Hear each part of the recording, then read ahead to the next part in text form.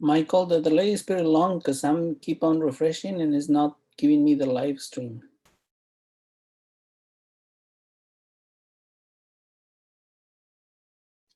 You hear me, right? Yeah, I can hear you. I'm pretty sure it's on. But I'm trying to get on YouTube as well to double check. Mm-hmm.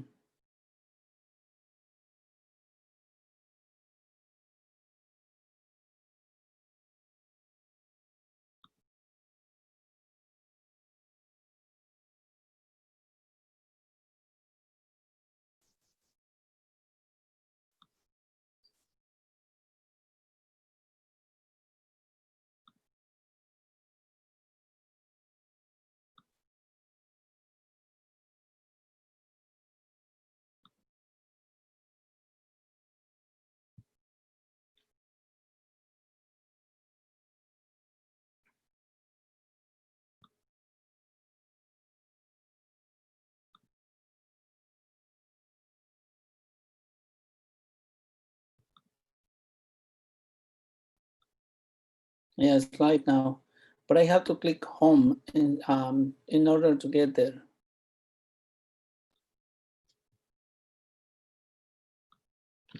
I'm gonna say hi to see if the chat goes there. Yeah, the chat is open. Go to your controllers and check the chat off. Yeah, it's live now, but I have to click home in order to get there. And all the audio, I can hear it through the live feed delayed now. If the chat goes there. Yeah, the chat is open. Go to your controllers and check the chat off. Yeah, it's live now, but I have to click home.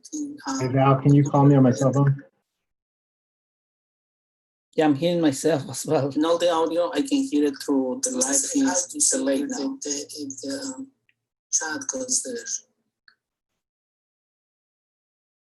Yeah, the chat is open. Go to your controllers and check the chat off. Yes, it's live now, but I have to click home. Hey Val, can you call me on my cell phone? Mm-hmm. Yeah, I'm hearing myself as well. And all the audio, I can hear it through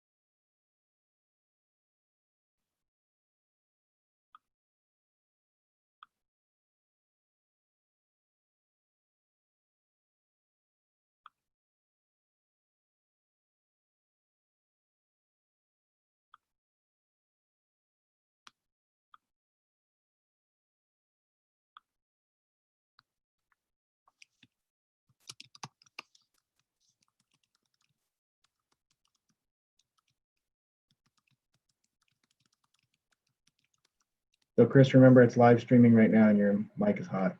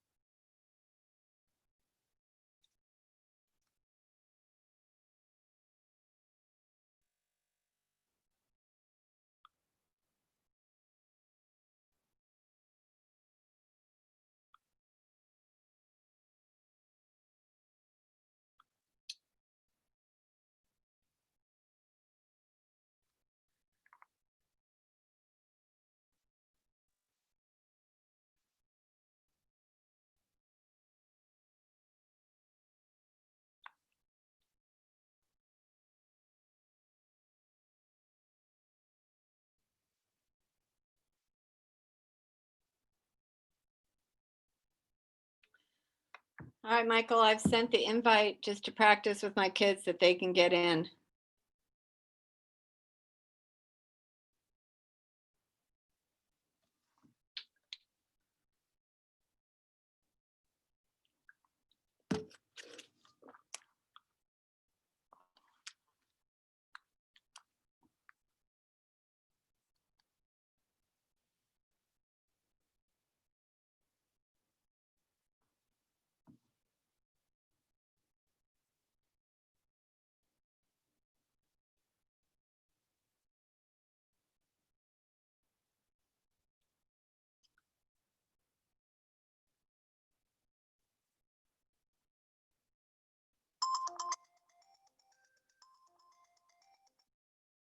Hey, can you hear me?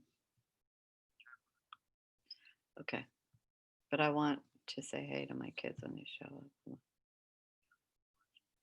Okay, that's fine. Thanks, bye.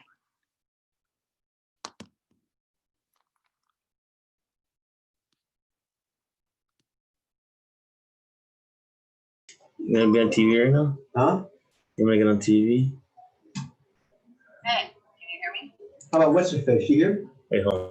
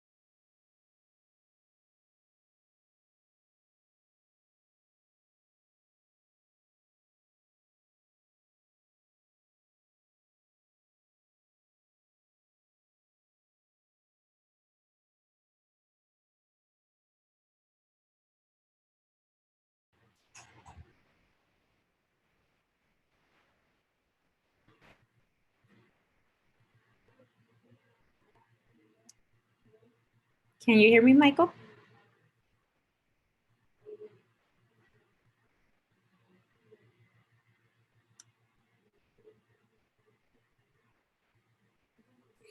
Yes, we can hear you, Dr. Fernandez.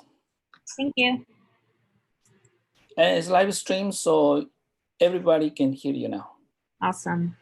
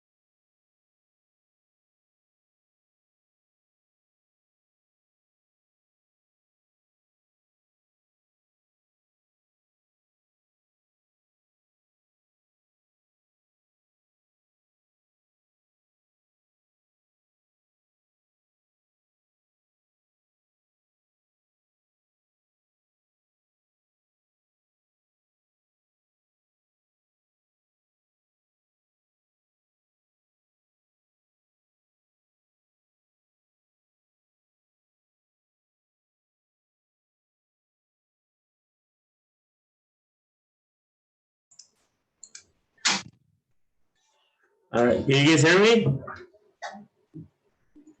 You guys are mic'd up. Can anybody hear me? No?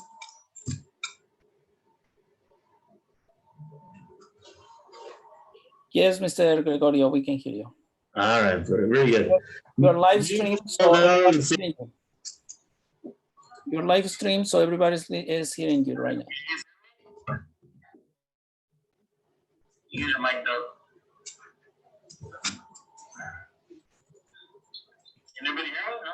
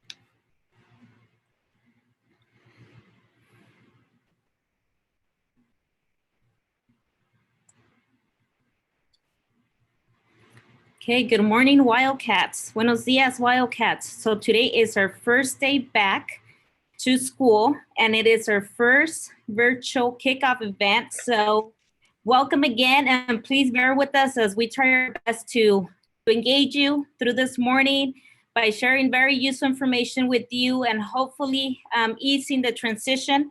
So again, welcome to all of our previous students here at Watsonville High School, and also a very warm welcome to our new incoming freshman students.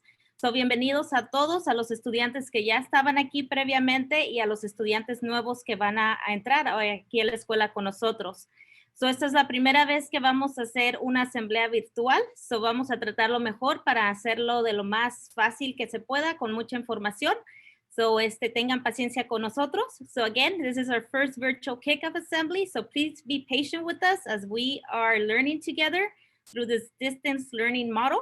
But nonetheless, we are very happy and excited to kick off our first day of school. So let me tell you a little bit about myself. My name is Dr. Clara Fernandez, and I am the new principal here at Watsonville High School. I was also a student here, and I graduated back in 2001. So I am very happy to be here back in my community. I was born and raised here in Watsonville.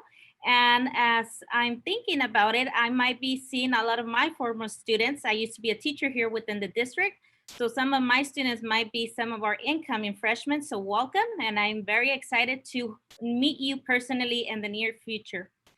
Let me see.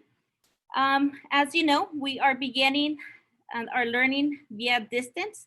So there's a lot of work that has been put together by our teachers, by your administration as well. Things will be different, but nonetheless, we have a lot of supports here available for you, and please do reach out. The focus of today is actually about having that purpose and that connection and unity. So we can all do our part by making sure that if you have any questions, that you don't hesitate to reach out and let us know that you need our help and support. Now more than ever, it's going to be pivotal that we actually maintain those connections and that we do our part to make you feel connected to our school. This is your school, so we are here for you, and you need to also let us know how we can support you. So again, the purpose for this year, above all, will be for us to be connected, to have unity, and to have a purpose in our learning. So we are not necessarily starting from ground zero. For both student, parents, and teachers and administration, there's a lot of things that we learn along the way in regards to distance learning. So using that information, we've been fine-tuning things, and we hope to be able to do even better now with a clearer focus and a purpose, being more intentional about how we go about providing this learning to you. And again, your piece is to be engaged and to let us know how we can even make it better and to provide you with the necessary supports. So before I move on, I would like to briefly introduce our administration team. We do have somebody new to our team in addition to myself. So I'm going to turn it over to whoever wants to jump in to introduce him or herself to our community here. Hey, Watsonville, this is Mr. Maldonado. I'm your new vice principal. I'm excited about this year. I'm wishing you guys all the best of luck, and we're here to support you. We're here to help you with any struggles you got. So good luck this year. We're here to support you. Take care of the face. And this is Mr. Gregorio. I'm another assistant principal. You might know I used to coach football here too, so some people do call me coach. Don't mind if you call me that. It's okay. Alumni, class of 92. Super excited about the first day of school for you guys.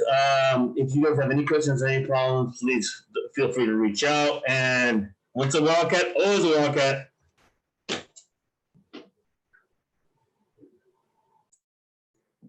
Mr. Mansfield here, coming back for another year, excited, ready to see all of you, whether it's virtual or otherwise, hopefully sometime soon.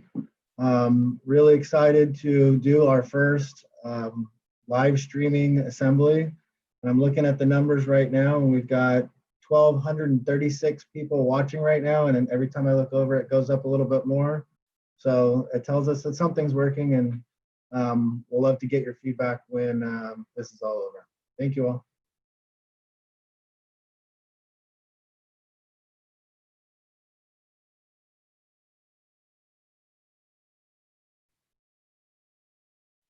All righty, Miss Chrissy, are you by any chance available? No? Okay, so we're gonna move on and she might or will be joining us later on. So let me walk you very briefly again through our day's event. You will be receiving obviously more information from your advisory teachers. So I'm gonna give you a very brief overlook of what the day will entail. But again, please do not stress out. You will be provided with the support, the directions to navigate through the day.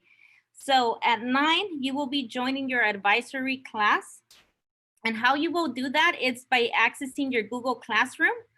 So you can always go, if you're not sure how to do that, and I'll be showing you some resources before you actually go into your advisory classroom. But one easy way of doing that is going to classroom.google.com and finding your advisory. But again, I can show you, I'll be showing you a little bit on how to do that. But that will be at 9 and attendance will be taken. So please make sure to show up on time. And thank you to all of you out there who had made an effort to get going on your first day back to school and joining us at 8:30 sharp. So thank you for that. So please keep it up. So again, as I mentioned, teachers will be taking attendance, arrive on time, and teachers will be explaining the weekly schedules during this time. And also, please know that the schedules are posted on our website, our school website, and make it a habit to be checking the webpage regularly for updates. And you will also be provided with a grade level advisory class. So you'll be getting a code specifically for the 9th grade class, a code for the 10th grade class, for the 11th class, and the senior class. So please be on the lookout for that because that's going to be a way for us to get all of these different resources to you, including today's kickoff assembly. Then at 9:45, so you'll be in advisory from 9 to 9:30. And then you'll be coming back at 9:45 with us. You're going to join us for our first ever virtual kickoff event through a YouTube live, just like we're doing right now. So hopefully it's going to still be working. And again, keep in mind that this is our first time. So if things don't go as planned, please be flexible and patient with us. And we're going to try our best to make it as best as we can for you as well. So at 9:45, you're going to join us back, like I mentioned, for a virtual kickoff event. We will be sharing a lot of helpful information and also we'll be raffling some wonderful prizes. So please make sure to tune in. We will also be having a keynote speaker, one of our former high school students, Mr. Daniel Dodge. He will be here virtually with us all. We'll be also having a student panel. So again, there's a lot of important info, a lot of important people coming to speak to you virtually. So again, we expect you to be there. From there,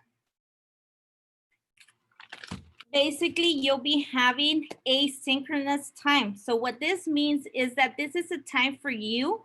You're not going to necessarily have the teacher or your teachers with you, but this is going to be on your own. This time is provided to you to access your Google Classrooms, to get familiar with your classrooms, to review the weekly planners that teachers will be providing to you.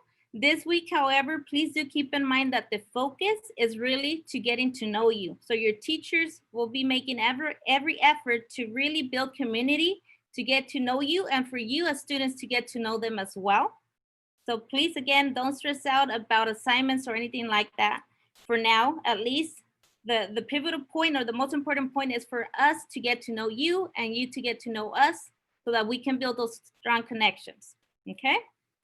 So again, asynchronous time will be from 11:50 to 1 p.m. This is your time for you to go online, check out your classrooms, check out your schedules, look at the assignments if there's anything in there. There's also, as we move forward, your teachers will be sharing with you a weekly planner. So if those are already posted or will be in the next few days, please make some time to review these. The planner is really intended for you to help you understand the learning expectations or goals for the week and the assignments that will help you reach those goals. So again, this is for you to help you keep on track of your learning, and also for you to be able to have a better sense when meeting with your teachers via the office hours in terms of what supports you need or what questions you might have, okay? So let me go back and briefly reiterate the times. So at 9, you will be joining, so in about 20 minutes, you will be joining your advisory class, and that'll be from 9 to 9:30. And then at 9:45, you come back again for our virtual kickoff event, okay? So between now and then, let me walk you through some resources. And again, keep in mind, this is the first time I'm doing this virtually, so let's cross our fingers that it actually works. So let me share, let me see if I can share my screen here with you. Oops. I think that I'm not going to be able to do that from my end, but nonetheless, let me see. Let me try it one more time.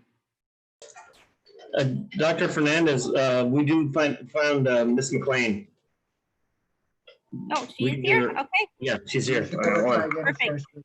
I just Hi, sorry, I was talking to a parent. Hi, everybody. Happy first day of school.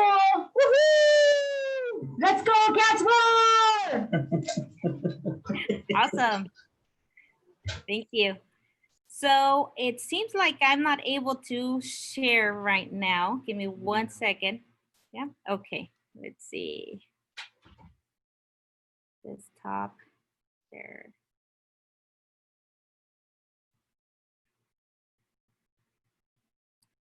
Let me retry it. Share screen. Boom. Share.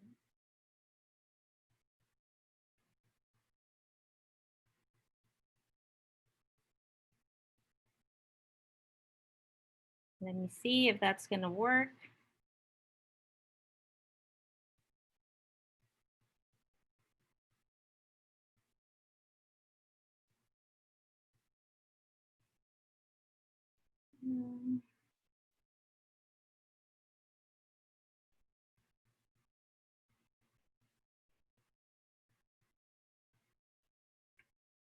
Okay. Well, for some reason, I'm not able to, but please make sure that you have something to write with, because I'm going to be sharing some resources for you that are going to be very helpful for both you and your parents. So let me try it one more time, and then if I'm not able to do it from my end, then I'll just kind of share the information with you. But do make sure that you have something to write with. Okay, so I'm not able to, or at least I don't know how to do it. But if you go on our district webpage, pvusd.net, and you go to the students tab, you will see a distance learning resources page. So this one is really helpful because it has actually tutorial videos on how to access Google Classrooms, how to create or participate in a Google Meet. It also talks, or there's tutorials, sorry, about adding assignments or completing assignments through the Google Classrooms. So again, that information is there and it's very student friendly. So I highly encourage you to go on that page and walk through it. Today, it's during your asynchronous time from 11:50 to about 1 p.m. That would be the perfect time or the perfect opportunity for you to go on that page and go through the resources to make sure that you're familiar with what we're able to offer. Remember that Google Classroom is our main platform in order for us to provide the learning that you need. So, and then in addition to the student page, there's another one for parents, and videos are both in English and Spanish. So if you can, please encourage your parents to sit with you and walk through some of those videos, because it'll help them understand how you are learning as well. And we want to make sure that you also know that this school is here for you and your parents. So all of us need to work together as a team. So in doing that, please make some time to go on those resources online Let me try it one more time to see if it's working now. Give me 1 second.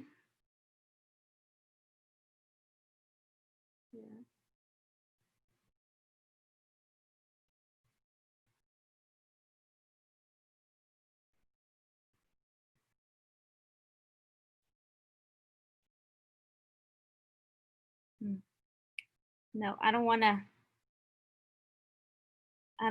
actually move forward because I'm afraid I'm going to lose you. But so again, go to PVUSD, to the students tab and also the parents tab. And then from there, you'll see the distant learning resources. It has a lot of very useful and good information. So please make some time to go through that. And then there's a video that I wanted to share with you. So let me see if that's going to be possible from my end, or if I'm able to share it with my colleagues here so that hopefully they can help me in sharing it. So let's Dr. Fernandez, see. if you want to drop the link in the chat, I can share it if you don't. Okay, I we'll do. think Let me go. you should be able to share it right now. Okay, let me go ahead and do that.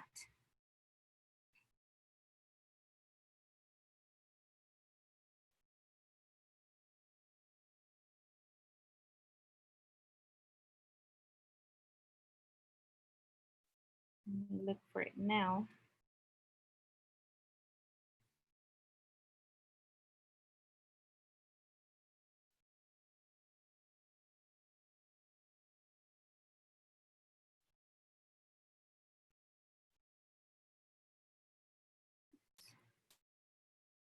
Let me get the link for it.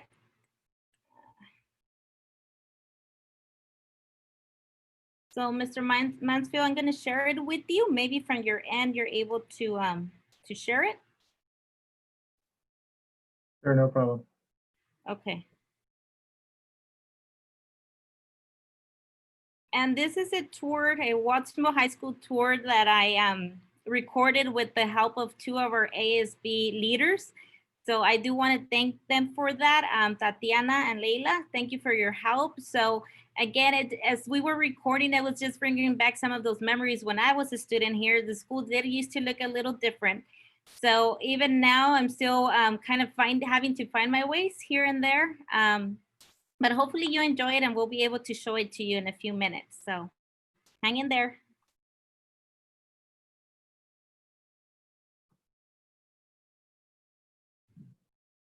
All right, it's coming.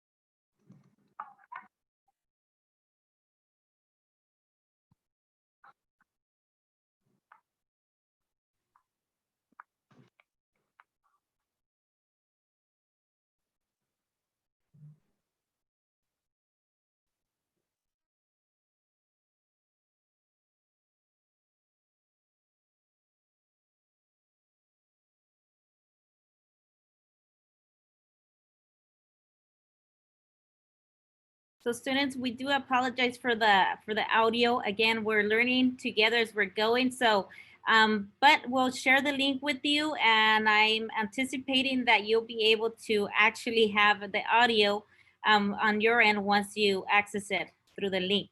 So we have that available for you. And basically we went around the school at some of the special places or things that we have here around our school, just kind of bringing back memories of when I was here, and also my helpers there, Leila and Tatiana, talking about their experiences with some of those special places here at our school. For a fact, when I was here, the pool was not where it is at now. It used to be here over here by the quad area, so that was a change. Also, I talked about the gym, the new gym not being there, as well as our Wildcats Way. So there's a couple of changes that have happened over the years. So coming back, it has been really special and nice to me, meaningful to be able to be back, and also seeing some of these new changes that hopefully have been making things better for you, our students. So in a few minutes, as you can see, you'll be going again to your advisory class. And I do want to reiterate that we are here for you. So please reach out and also let your parents know that the school, the teachers, the staff, the administration, the faculty is here for them as well. So padres, nuevamente quiero darles las bienvenidas. Si están ahí con sus estudiantes, gracias por hacer el tiempo de reunirse hoy con nosotros virtualmente. Estamos aprendiendo, igual que nuestros estudiantes, a hacer las cosas a través de una computadora. So, por favor, no duden en llamarnos si tienen preguntas de cualquier cosa aquí en la escuela. Y mientras tanto, los estudiantes van a estar empezando su primera clase a las 9 con los maestros, donde les van a dar más información sobre los horarios. Y después de allí, a las 9:30, de 9 a 9:30, y después de allí van a regresar para aquí con nosotros el resto del día a las 9:45. So again, students and parents, thank you. If you're out there with your student, thank you for making the time of joining us this morning for our opening. Your student in a few minutes will be joining their advisory class from 9 to 9:30, and they'll be provided with additional information there before they come back to join us at 9:45 for our virtual kickoff assembly. So again, I just want to thank you for making the time to accompany your student virtually as we start out the new school year, and please do not hesitate to reach out with any questions. Students, so it is time for you to get ready to join your advisory class. Remember that you can always go, if you're not familiar with how to do this, there's resources online through the pvusd.net, and then you go to the students tab. There's a tutorial there walking you through the process of how to join your Google Classroom, but also you can go to classrooms.google.com, and that should take you through the process as well and how to do that. So please start joining your advisory class, and remember to come back at 9:45 for great prizes and a lot of good information. So with that, a welcoming to all of you again, and thank you for being here, and hope you have a great rest of the day and especially a great school year. Thank you.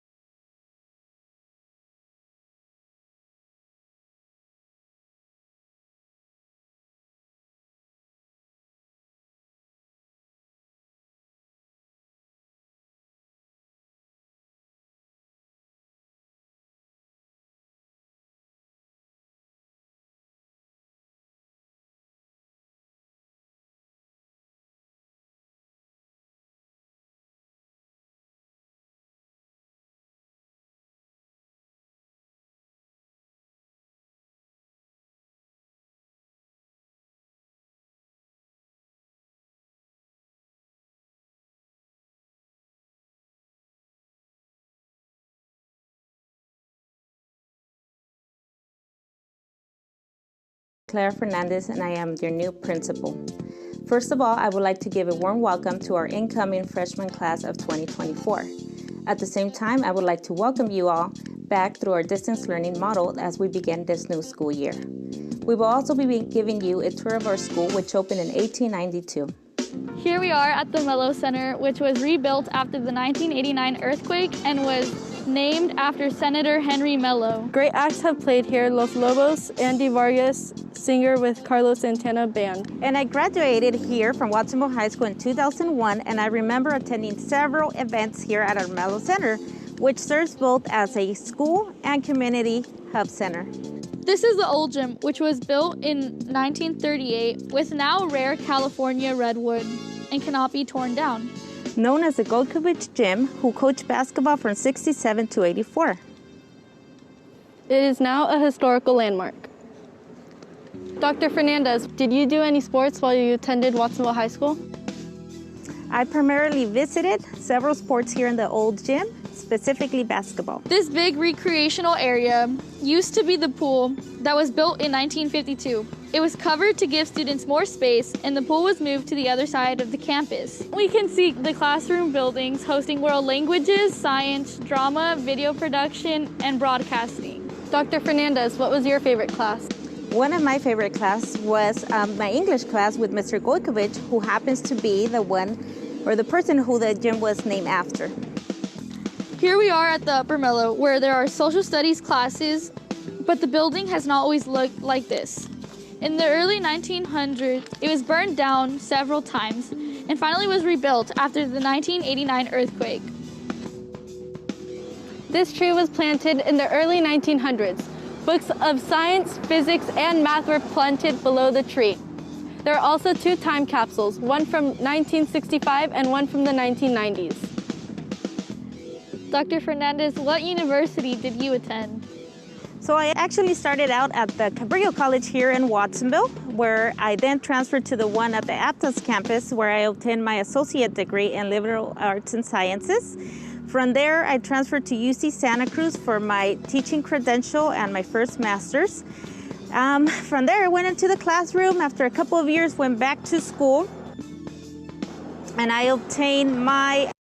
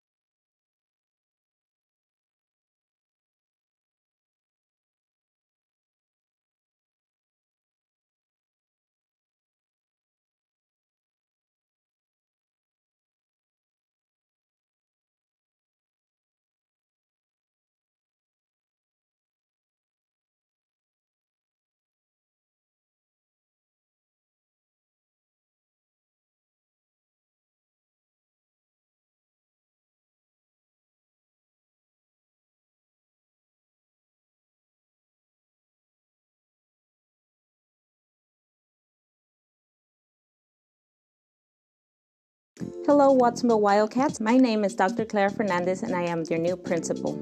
First of all, I would like to give a warm welcome to our incoming freshman class of 2024.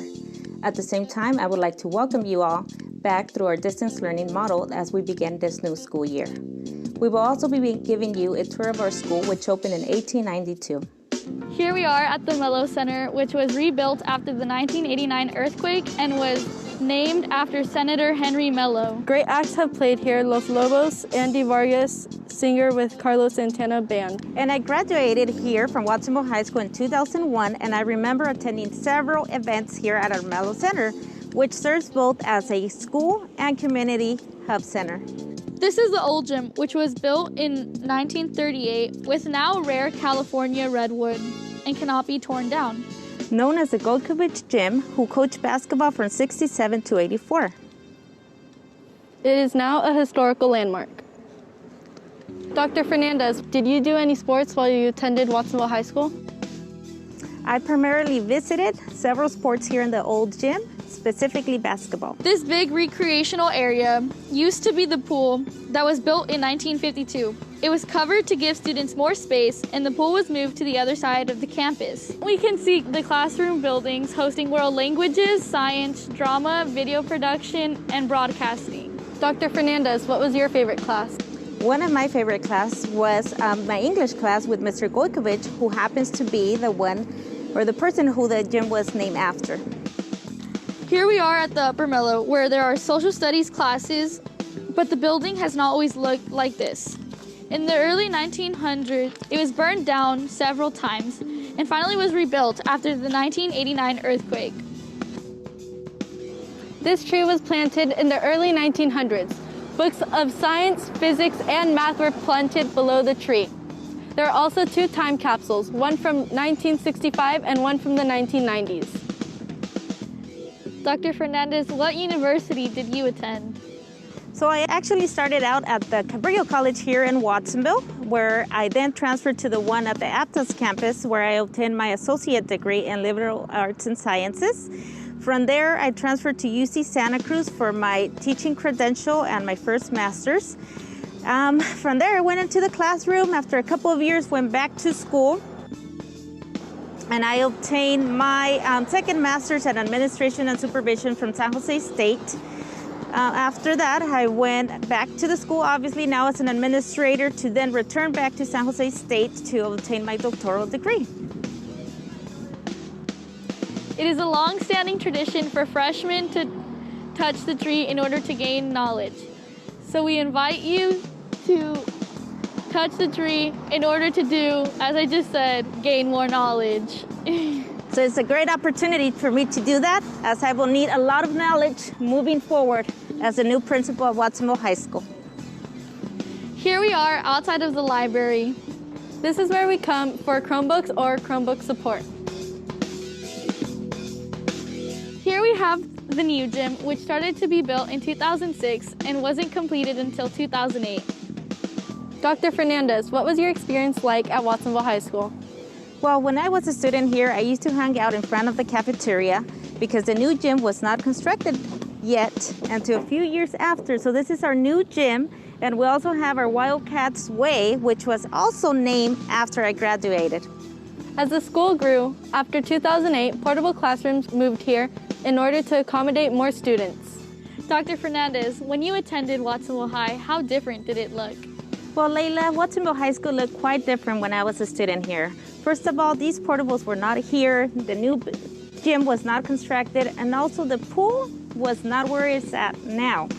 In addition to that, the Wildcats Way was not here neither. So as I'm kind of walking campus, memories are coming to mind, and I'm still kind of a little stressed out, kind of finding my way around, but I think I'll do better. Here we are at the Ag Building, which has been a strong department since 1929 at our school. We have been affiliated with the FFA since the 1940s, and a new barn was just built about 2 years ago. Dr. Fernandez, do you have any pets, children, or special hobbies? So actually I do, Tatiana. I have 3 children, a 9-year-old boy and 2 girls who are 4 and a soon-to-be 2-year-old. In addition to that, I do have 2 Frenchies whose names are Antonello and Anastasia. And in terms of my hobbies, I don't have a lot of free time, but the little time that I have, I like to spend it with my family, probably watching a movie and enjoying some popcorn. Well, that's a handful. It sure is.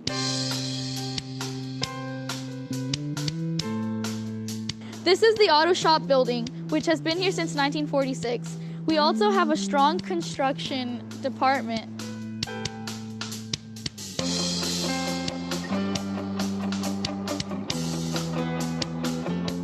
Named after football coach Emmett Geyser, which led WHS to 10 championships between 1930 and 1955. All Wildcats athletes have the tradition to touch the stone before every practice, game, or event. And actually, now that we're here, it's bringing back memories of when I had to run the famous 1 mile for my PE classes, as well as attending some football and soccer games.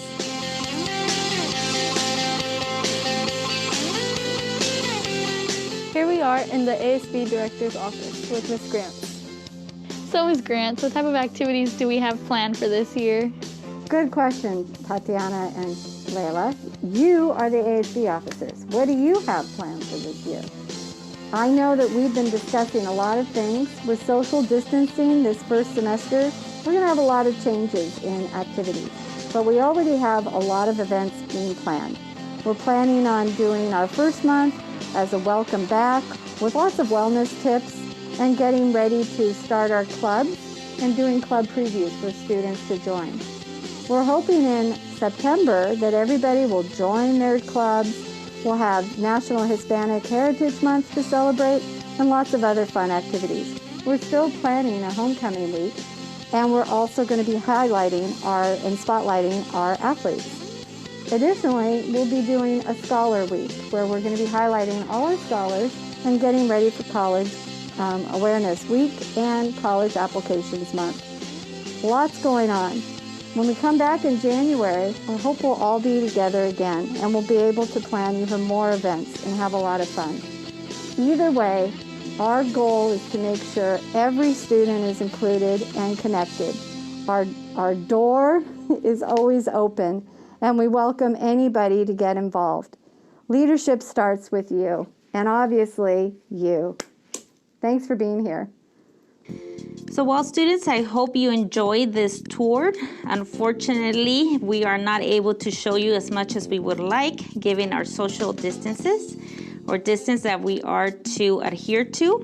However, we hope that in the near future, you'll be able to join us where we will be able to provide you with more of a personal tour, as well as for you to go on your own to really tour the beauty of our Watsonville High School. And as a final note, again, I want to give you a warm welcome to both freshmen and also our current students. We look forward to a wonderful year.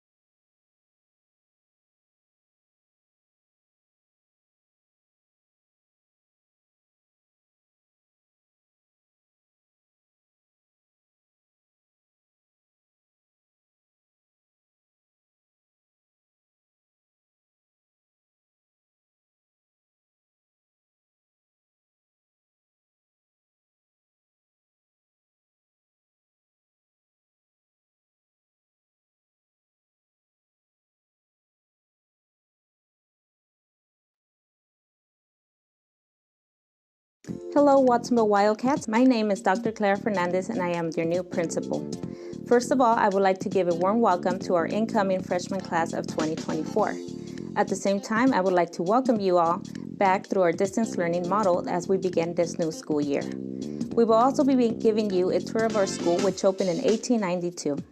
Here we are at the Mellow Center, which was rebuilt after the 1989 earthquake and was named after Senator Henry Mello. Great acts have played here: Los Lobos, Andy Vargas, singer with Carlos Santana Band. And I graduated here from Watsonville High School in 2001, and I remember attending several events here at our Mellow Center, which serves both as a school and community hub center. This is the old gym, which was built in 1938 with now rare California redwood and cannot be torn down. Known as the Golkovich Gym, who coached basketball from 67 to 84. It is now a historical landmark. Dr. Fernandez, did you do any sports while you attended Watsonville High School?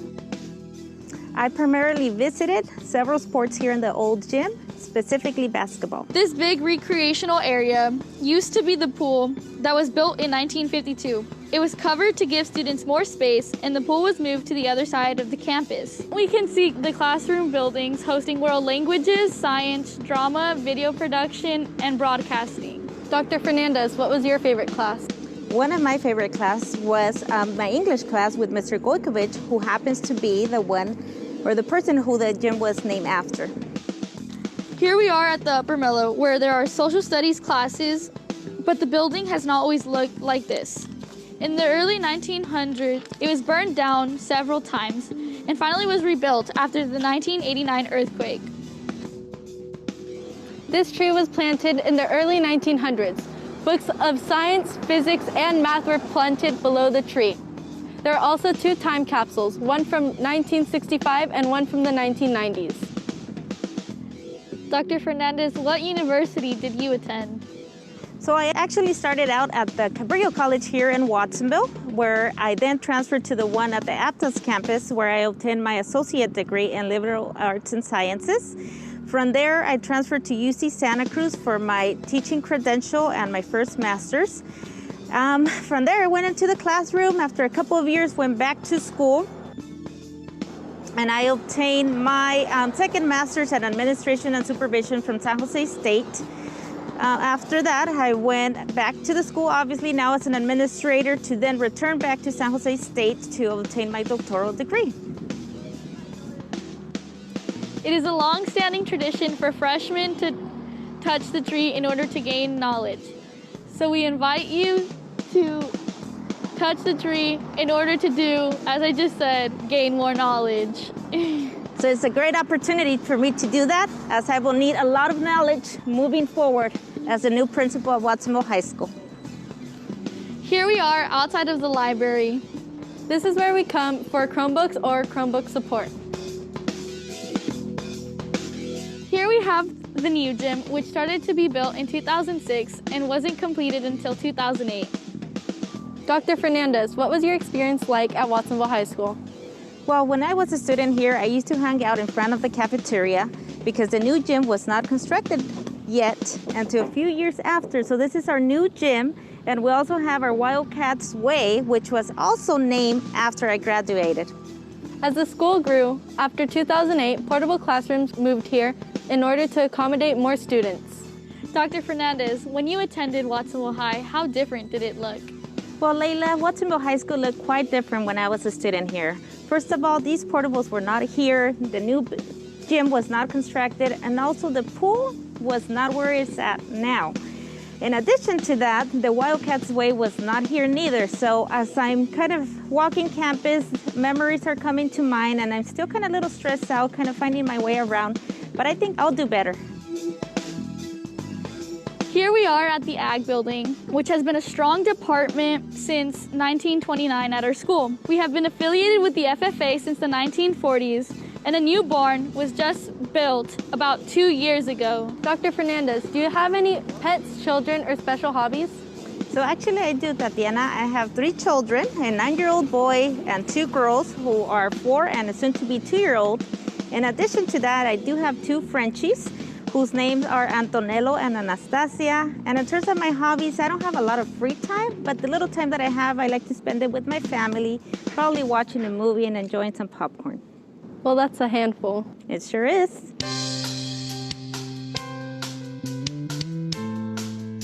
This is the auto shop building, which has been here since 1946. We also have a strong construction department.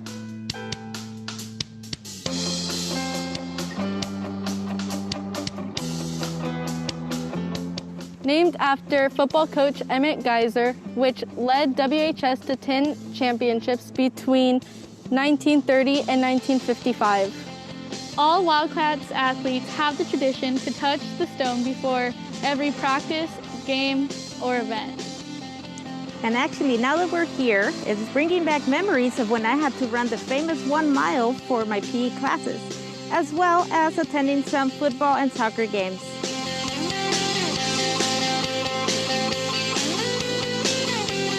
Here we are in the ASB Director's office with Ms. Grant. So Ms. Grant, what type of activities do we have planned for this year? Good question, Tatiana and Layla. You are the ASB officers. What do you have planned for this year? I know that we've been discussing a lot of things. With social distancing this first semester, we're going to have a lot of changes in activities. But we already have a lot of events being planned. We're planning on doing our first month as a welcome back with lots of wellness tips and getting ready to start our clubs and doing club previews for students to join. We're hoping in September that everybody will join their clubs. We'll have National Hispanic Heritage Month to celebrate and lots of other fun activities. We're still planning a homecoming week, and we're also going to be highlighting and spotlighting our athletes. Additionally, we'll be doing a Scholar Week where we're going to be highlighting all our scholars and getting ready for College Awareness Week and College Applications Month. Lots going on. When we come back in January, I hope we'll all be together again and we'll be able to plan even more events and have a lot of fun. Either way, our goal is to make sure every student is included and connected. Our door is always open, and we welcome anybody to get involved. Leadership starts with you, and obviously you. Thanks for being here. So well, students, I hope you enjoyed this tour. Unfortunately, we are not able to show you as much as we would like, given our social distances or distance that we are to adhere to. However, we hope that in the near future, you'll be able to join us where we will be able to provide you with more of a personal tour, as well as for you to go on your own to really tour the beauty of our Watsonville High School. And as a final note, again, I want to give you a warm welcome to both freshmen and also our current students. We look forward to a wonderful year.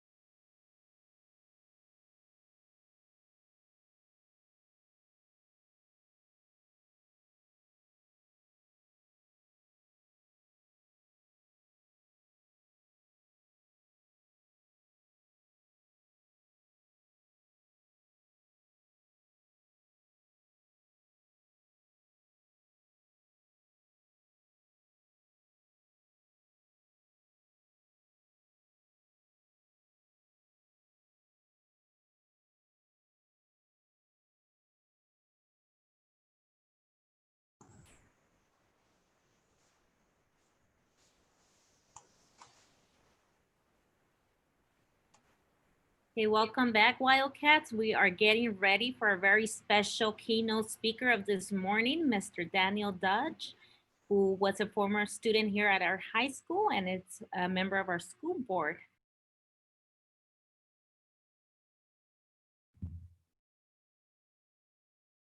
Hello, good evening, good morning. Good morning, Mr. Dodge. Thank you for being here with us virtually, welcoming our students. Thank you very much. You know, I'm proud and honored to be here. I myself, a 2000, class of 2000 Wildcat graduate. I know yourself, a 2001, I believe. So it's good to see that people that went to this school, went to school, went to college, went to university, came back and decided to teach. You know, I came back to run as a trustee a year and a half ago because I care for these schools. I care for this community. I attended Miniway, Watsonville High, EA Hall. I have daughters that come to schools in these districts. And to me, when you come to this school, it means something, something about having the Wildcat pride. It's a whole different meaning to me, to you, Principal, Gregorio. I have a friend here, Carlos Bettino, who's a math teacher. His parents were teachers. And like I said, I'm just honored to be here. I live right here on Lincoln Street. I'm not really a great speaker, but I have a lot of love for this school, these schools, this city. I believe my role as a trustee is to listen to the people that live in these neighborhoods, parents who have children in this area. The area that I represent behind all the way Minnie White, Samuel Rodriguez, Beck, Hill, Lincoln Street, Jefferson Street. And, if anybody has any issues, I know, for example, last year, students were concerned about, things like not having enough toilet paper or in the bathrooms or just anything, please reach out to me.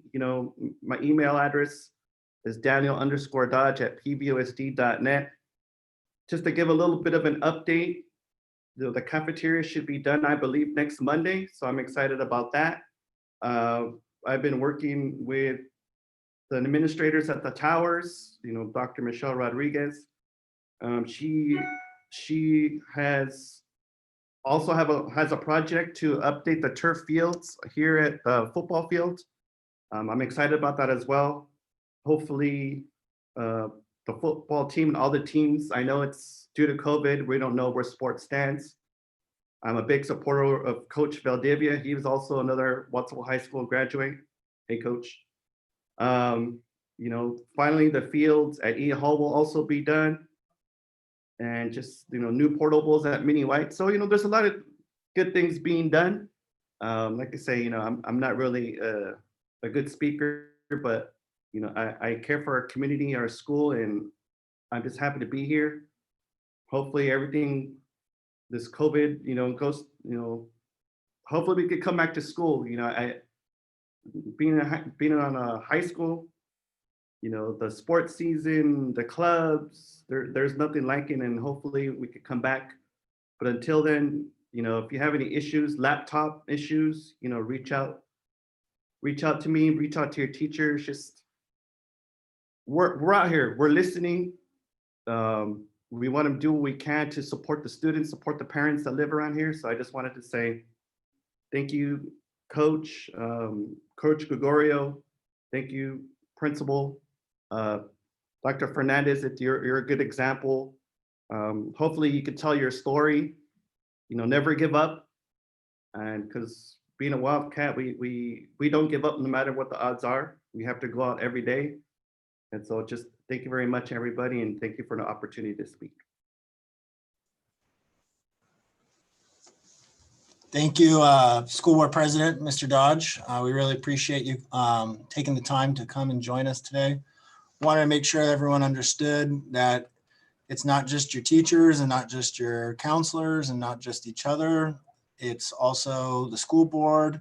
It's also the district. There's been a lot of people working very hard this summer to put together the best school that we can put in what are obviously very different times.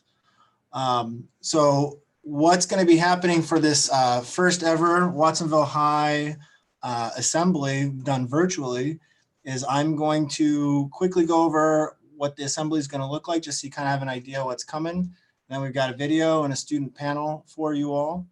So what's going to be happening is we've got the student video. It's going to go over some important things to know. And then there's a group of ASB leaders and former alumni who have got a panel prepared for you to answer some questions that students have already sent in. And we're also going to give you an opportunity to ask some of your own questions as the panel goes on. So when you see a slide that I'll be sharing in a little bit that has some information about how to get to that, I'll make sure to point it out again to you because you'll want to get that link off so you can submit. And without further ado, I'm going to go ahead and play that student video. So give me just one moment.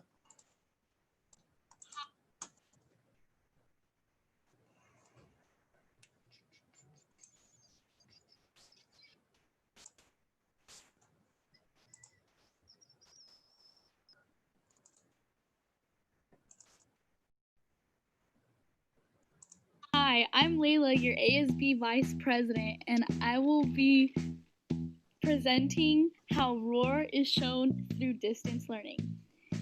If you're new to the school, you don't know about ROAR yet unless you are a part of Step Up, and ROAR are just some of our core values that we have. They stand for respect, optimism, acceptance, and responsibility. Underneath each letter on the poster, there are examples of how you can show this online, which is by turning on your camera, muting your mic, being kind, being open to new ideas, and being on time to your online meetings. Hello everyone, I'm Devin. I'm going to be class of 2021 president, and this will be the front of the poster that you will get during the distribution of like your textbook and the student kits. And this is the back of the poster. So the back of the poster has a lot of information that will be important during the school year. There's the schedule, that's the modified schedule for distance learning.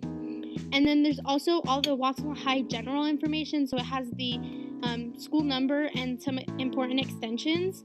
And then there's the student life. So it's all the social media that is important to stay involved with the school.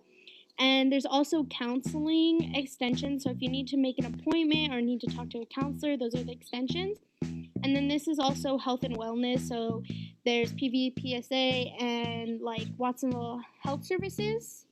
And then there's also a QR code that has a lot of staff contact information and more links.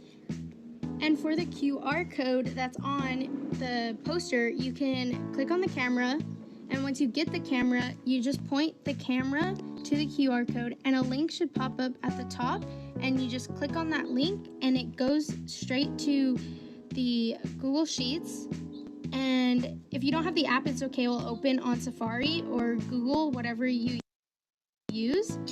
And it will have the teachers' phone numbers.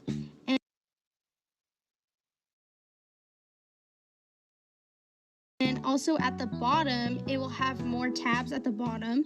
And this one's office staff tab. So the numbers, the extensions, what they do.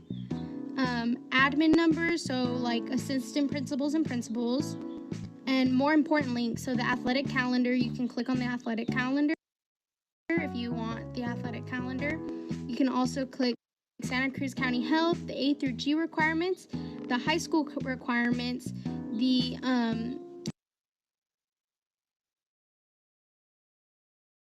more counselor info, the school website, and PVSD pregnant and parenting for students. So those are all the links that you can click on. Even though we are currently in distance learning, clubs will still be going on similarly to how they went on last year, so long as you, the students, are willing to keep them going. Last year, we were able to have multiple clubs hosted all around campus, and this year it will likely be no different.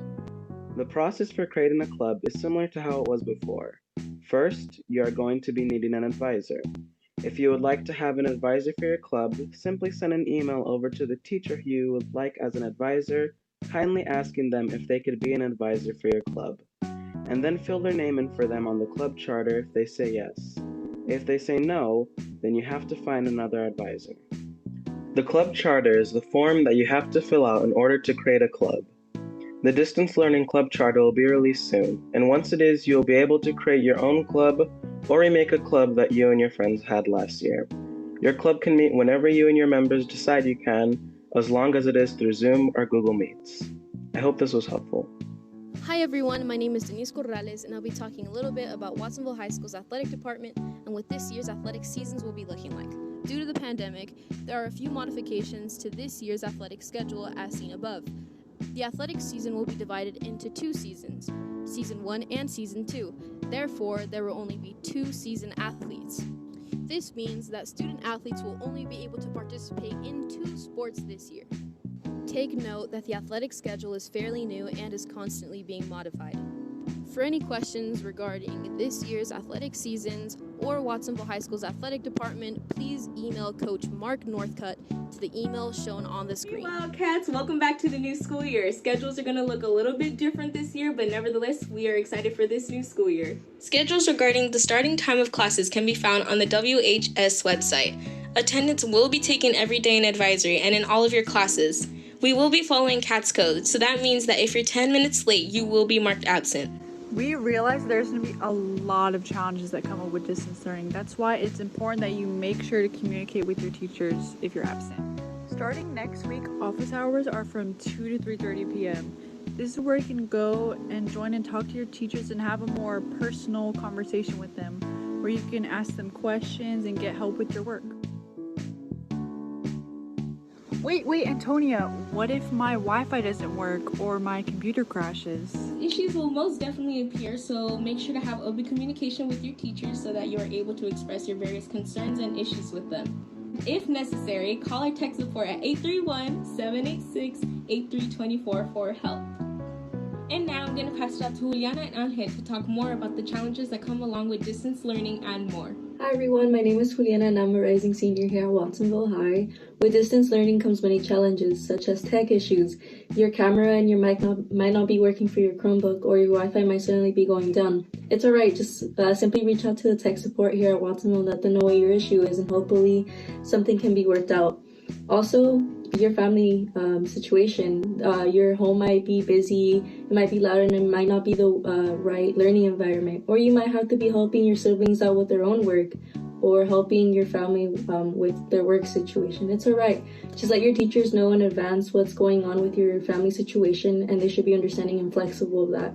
Also, we're all human and we deal with our social emotional health. You might be battling with anxiety, depression, and lack of motivation to do your work in these hard times. It's alright. We're all humans and we have our ups and downs, and just communicate with your teachers and let them know. They should be understanding of this. Hey everyone, my name is Angel Garcia Lopez, a rising senior here at Watsonville High School, and also a proud member of PVUSC Students Deserve, which is a student alumni collective that advocates for our PVUSC students, families, and community, addressing issues and disparities rooted in our own educational system. And we're putting out a survey that we want you all to fill out. The purpose of this survey is to involve students in the structuring of online instruction, of your guys' own education, and make it a successful experience. We understand that with distance learning, there comes a lot of issues and challenges that one might be facing, and we want you all to be able to express these concerns, which are very much legitimate. And then we'll present these to our administration and to the school board. We want you guys' voice to be heard. We want to highlight them. The link will be right here, and it'll also be on your grade Google Classroom. Thank you.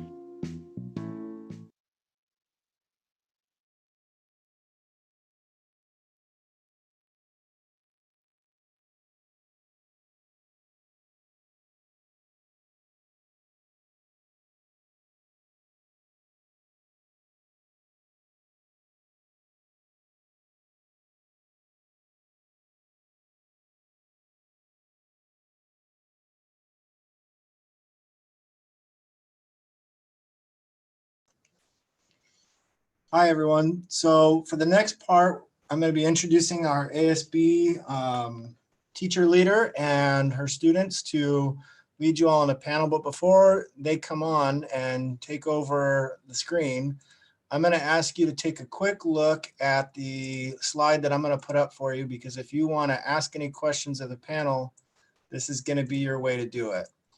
So if you can take a look at the following link, and I'm going to leave it up for a minute or two here. This HTTPS bit.ly link right here. You're going to want to write that down if you want to submit. We have a wonderful raffle full of a ton of cool prizes, and there's two ways you can win the raffle.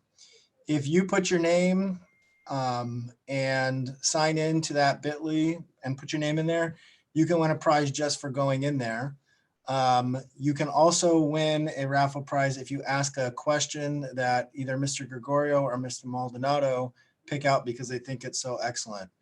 The catch to winning your raffle prize is it's not just to get your name in, but you have to actually be still in the live stream when your name is called. And the way we'll know that is you will be emailing Mr. Maldonado, whose email is down here at the bottom, if you hear your name for the prize. And he's going to give you about 2 minutes and see your email. If he does, then we'll mark you off for the prize. If you took off, then we'll call some more names and give out some more prizes to somebody else. So go ahead and write down quickly this bit.ly link that you're going to need, and also the email to Mr. Maldonado if you hear your name. We got some gift cards. We've got some Watsonville swag. We got a whole bunch of cool stuff to give out that we don't want to keep ourselves.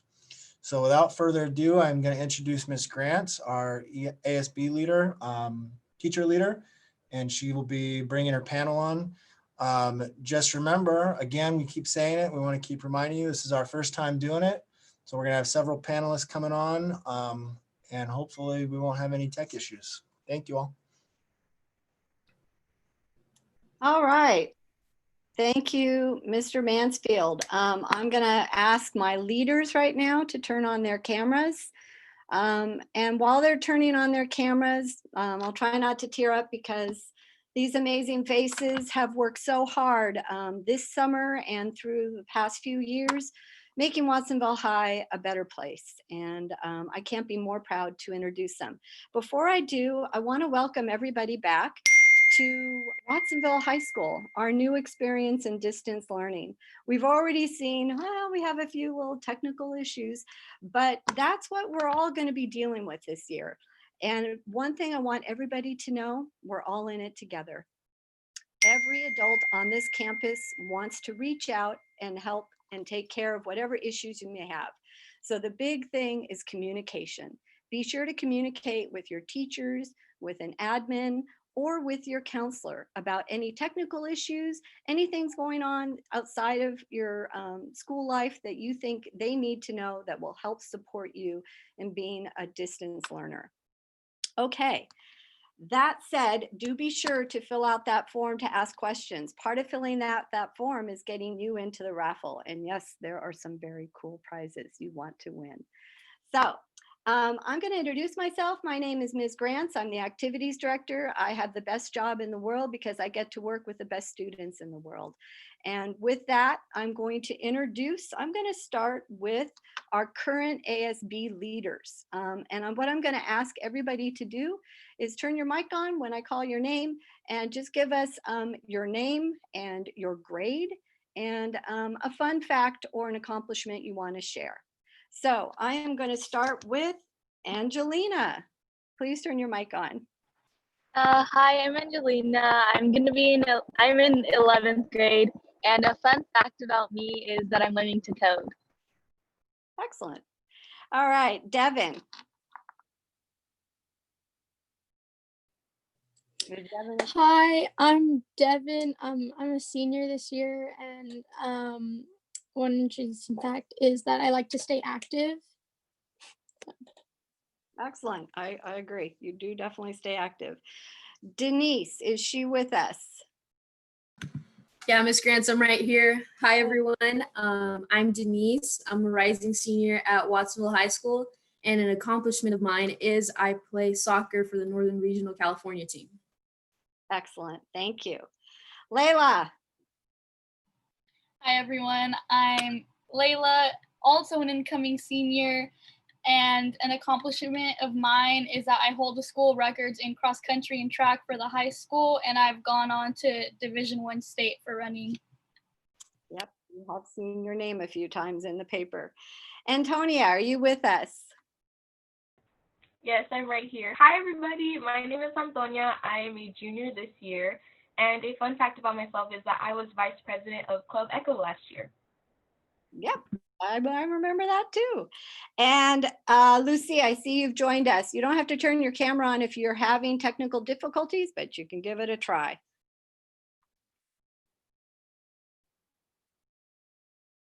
Lucia, do you want to turn your mic on? Sorry, more technical.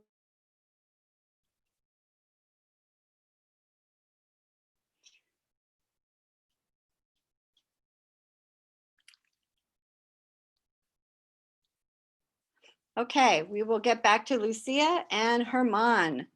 How about you? Please turn your mic on. Hello, can you hear me? Yep. Great. My name is Edmond Gonzalez. I'm an incoming junior. And a fun fact about me is that I'm a first chair attorney for mock trial, I think. I'm pretty sure it's first chair. We'll see how the year goes. All right, excellent. Now I have the equally great honor of introducing some former students of Watsonville High who have gone on to do some amazing things. I'm going to start with our last year's grads that we had. You may recognize some of these faces. I'm going to start with Kayla. She is our former ASB president. And Kayla, why don't you tell us what you're doing in the fall? Hi, my name is Kayla. I graduated this past year. This fall, I will be attending UC Berkeley, but not really because I'm staying home and I'll be taking online classes. But yeah. Go Bears. All right, excellent. Omar, our co-president for class of 2020, and what a year that was.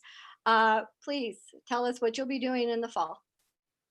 Hi everybody, my name is Omar Casillas. This fall I will be attending UCLA from home. So that's gonna be fun, guys. It can. And Lily, our ASB class officer who did everything, video, you name it, she did it. Lily, what will you be doing in the fall? Hi guys, my name is Lily. I graduated class of 2020 and I will be attending Cabrillo online. Excellent. And Perla, do I see you? There you are. Perla, where are you? And you graduated as ASB president in class of 2018. So where are you and what are you doing? Hi everyone, I'm Perla. I'm a rising junior at UCLA Civil Engineering, and yeah, proud Wildcat. Wow, I can't even imagine civil engineering. All right, Mr. Ruben Vargas, you are class of 17. You were just someone who was all around Watsonville High School, and we adopted you into ASB leadership, but you just had your hands in everything. So please tell us, where are you now? Hello, my name is Ruben. I am actually a rising senior at UC Berkeley, where I'll be completing 2 majors and 2 minors this spring. Wow, you'll have to get more information on that. And Stephanie, please tell us, you are class of 2017 ASB president. Where are you right now? Right now, I'm in Watsonville, but I currently go to UC Davis. I'm about to go into my 4th year, doubling in communication and psychology, minoring in education. But yeah, it's going good. Excellent, terrific. And Mr. Jose Rocha, you also graduated class of 2017 as an ASB officer, but you had so many more things that you did at Watsonville High. But for now, can you tell us, where are you? Hello, well, I'm Jose. I'm a 4th year at San Francisco State, where I'm double majoring in criminal justice, psychology, and have a minor in political science. Excellent, thank you. And finally, Krista Rayano, who was our a class officer, vice president of class of 2017. Krista, where are you at these days? I'm also back home, but I'm about to enter my fourth year and I study political science and ethnicity.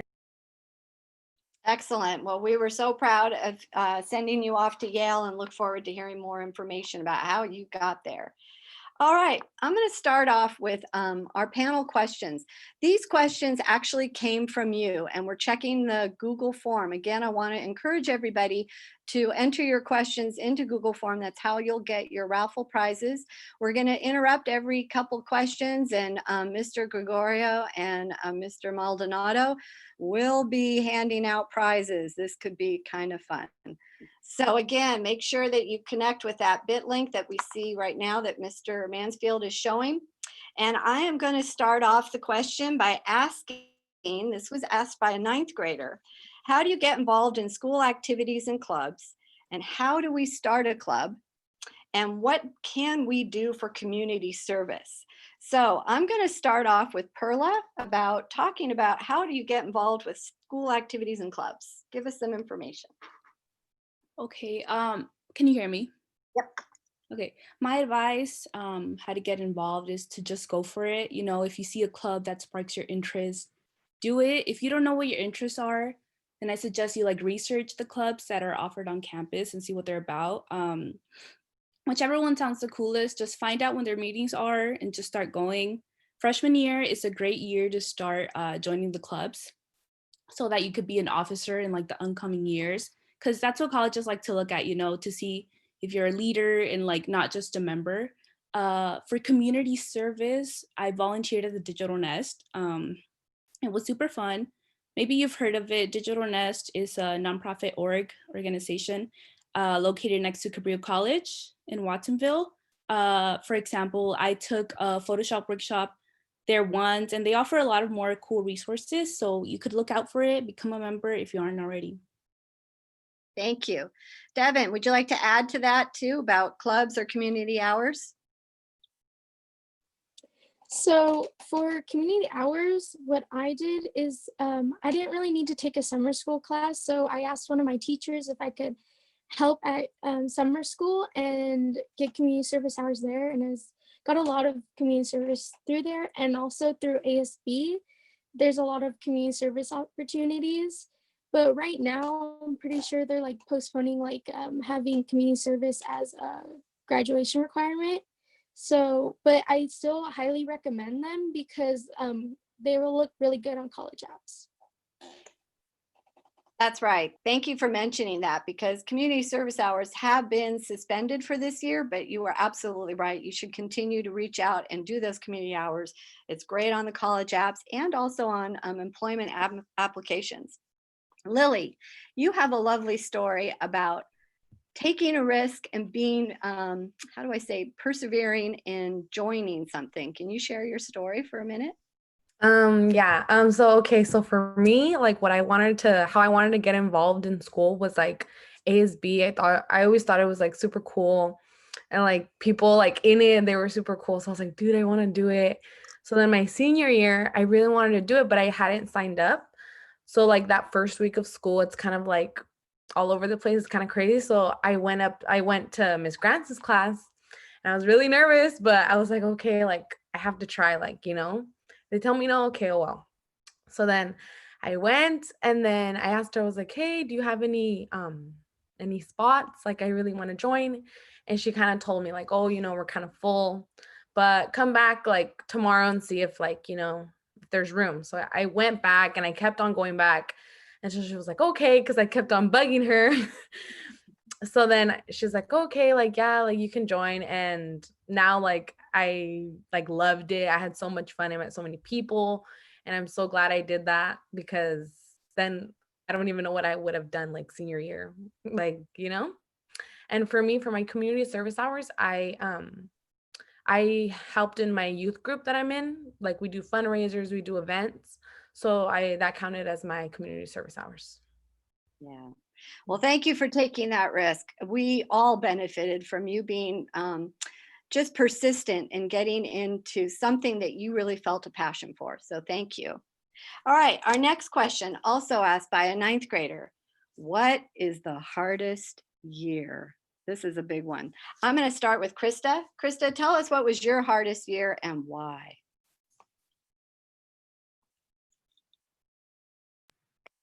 I would probably say either in terms of things to do and workload. It just felt kind of, I mean, it was last year, so I was really excited to be done, but at the same time, there was still just so much to be done. And then towards the end of the year, the whole senior slump thing can really be true about knowing how close you are to being done and just not really feeling that motivation. So I would say that was probably really hard, but also freshman year was kind of hard for me too, just because adjustment has always been difficult for me. I think if you start something new, you can always feel those kind of adjustment nerves. So I'd probably say Freshman year. Yeah, that can be difficult. I'm going to add Ruben into this. Ruben, talk to me about what you thought your hardest year was and why. My hardest year was probably junior year. I think junior year was definitely my hardest year because that's when I decided to take all the AP classes that I did all together. And, starting to think about colleges and other things already my junior year. So I think junior year was definitely the hardest in terms of that, but I can definitely relate to Krista. I'm also very bad at adjusting. So freshman year was also very difficult for me. Good job. And I'm going to ask Kayla, what did you do? I mean, what was your hardest year and how did you make it work for you? How did you adjust to that? My hardest year was also senior year. I think it was really difficult to juggle like all of your classes, and then if you're applying to colleges, like college applications, just like being able to manage your time, because I know I don't really do that well myself. So that was definitely difficult. And then like not even mentioning like COVID happening. So that was a really interesting year. I think what's most important is just kind of like being able to manage your time and not being afraid to like ask for help, like whether it be from your classmates or from like teachers or whatever resources you have available. Like that's like senior year, you're gonna need a lot of help. So you have to get really comfortable with asking for help. So yeah, I'd say senior year was the hardest for me, and just make sure you're comfortable asking for help from people. Thank you. You're right. You bring up a really good point that the adults here on campus, as I mentioned earlier, are here to support our students. That's our job. So please keep that communication open. And Devin, talk to me a little bit about what your hardest year was. And I think you mentioned something about office hours. So talk a little bit about that as well. So, like everyone said, everyone's hardest year is very different for everyone. But for me, honestly, my hardest year is probably sophomore year, even though I am feeling the stress of senior year and it hasn't even started yet. But sophomore year for me was hardest because freshman year, I didn't really take it too seriously. So I had to kind of pick up for freshman year, sophomore year. And I wasn't comfortable for asking questions. So if I struggled, I just kind of pushed through it, and I just like my grades just didn't show it. So junior year helped a lot when I went to office hours during distance learning, because office hours help a lot if you're struggling with like any of the questions you have. Because when I went to office hours, it was only like 2 students. It was me and somebody else. And it's like easy to get a one-on-one with the teacher if you like are too embarrassed to ask in front of a whole class. So you can go to office hours and ask questions, get some help, and it's really helpful to go to office hours. Thank you. Thank you for pushing that, because it's a real opportunity to have those one-on-one conversations. All right, our next question, and this is a good one. How do I structure my day at home to help me stay on top of my assignments? I am afraid I will get behind in distance learning. I'm going to ask Angelina, do you have an answer to that? I think it's super important to like ask for help. And then what was the question again? Because it kind of kept splitting, Oh, that's okay. choppy. How do you structure your day at home? when you- Sorry. So I have a planner and I'll write down everything I need to do. And I always start with like the thing that I struggle with the most so I can get it done and then have the easy stuff later. And like that's how I structure my day basically. Good advice. Good advice. And I'm going to ask one of our college students, our students at college, I'm going to go with Jose. How do you balance your day? Because I know you have a pretty full plate. What are the things you do that help you balance? I pretty much just like organize myself, try to like manage my time. Managing time is very important, at least in the college lifestyle. Working, going to school, and then if especially right now with COVID, if you're back home or whatever. So just like writing down everything that I have to do, organizing it, then putting my reminders on my phone or on my planner just to really keep up on my day-to-day tasks from the month ahead or like a couple weeks in advance at least. Yeah. Excellent. Thank you. Thank you. All right. Our next question, again, another ninth grader. These are a couple questions, so we can break them down and you can answer whichever part you feel good about. One of them is, how was your first year in high school? This is all a combo question. The other one would be, what clubs or sports do you recommend joining in as a freshman? And last, what was your favorite event as a student here at Watsonville High School? So I am going to start with Omar. I'm going to break it down again. Well, how was your first year? What club or sport would you recommend? And what was your favorite event? Is Omar with us? Oh, yeah. Oh, wait, turn your mic on. I was muted. For me, my first year was like, it was fun and all. Like, it was a big adjustment. Like my previous school was like 300 students, and then I came to a school where like the freshman class was bigger than 300 students. So it was like an adjustment to seeing all the people, but like I consider myself a people person, so I thought it was like fun and great. And then for clubs and sports that I did, my first year I joined Mesa, and like it was one of the clubs that I had joined in middle school.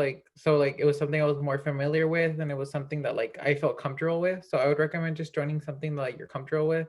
Some very inviting clubs are like Mesa and like College Club, which are like they're like smoother clubs to like gradually join into, and like for the ones I found that were like smoother to join into, and like they don't like require like as much time at first. Like you could definitely get more involved and like help out more, but they don't like require it from you as much. So I thought those were great. And my favorite event, I went to prom junior year and I really liked it. I had a lot of fun. So I'll say that was my favorite event.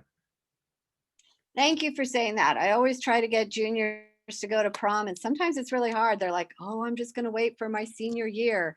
And this year it didn't work out so well. So we want to encourage everybody, go your junior year and your senior year. It's a junior senior prom for a reason. Thank you for saying that. Stephanie, talk to me a little bit about what was your first year like in high school, and what clubs or sports would you recommend, and what was your favorite event as well? So my first year in high school was a little bit scary because I was coming from a private school. So I didn't know anyone going to Watsonville High besides one or two people. And obviously it's a lot of classes, so I didn't really have anyone that I knew in my classes. The transition was good though. I feel like just putting yourself out there your freshman year really helps. And I guess like fake it till you make it. That's what I really try to do to get involved. What was the other question? What clubs and what was your favorite event? What clubs or sports? Okay, so throughout high school, I was in golf. I did golf, I did swimming, I did mock trial, I was ASB president, but I did ASB my whole 4 years. I started surf club.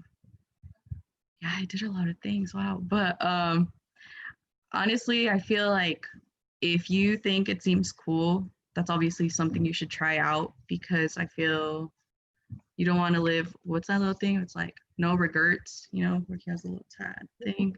I don't know if y'all have seen that movie, but just if you think it's cool, go for it. My cousins are on the live stream, like right there. But then pick clubs. I keep forgetting the last questions. I'm sorry. Now, what was your favorite event? Oh, shoot. I really liked homecoming. I loved homecoming every year. I always worked on the floats, and I feel like it's always so hectic, especially in ASB, and then schedules are changing. So yeah, I think homecoming was always my favorite. Thank you for sharing. We hope to have a homecoming week again this year, and we'll see how it works in a virtual environment. But you're right, it is very stressful, but that's what we are here for. We love doing that stuff. Denise, you have an interesting first year as well, and some advice. And what clubs or sports would you recommend? And what was your favorite event so far? So yeah, I did have an interesting first year. It was really difficult for me to list because I came from a Catholic school. So I knew people, but they were more acquaintances than friends, really. So I would just recommend, like, if you're coming from a small school or anything like that, just put yourself out there. That's how you make friends.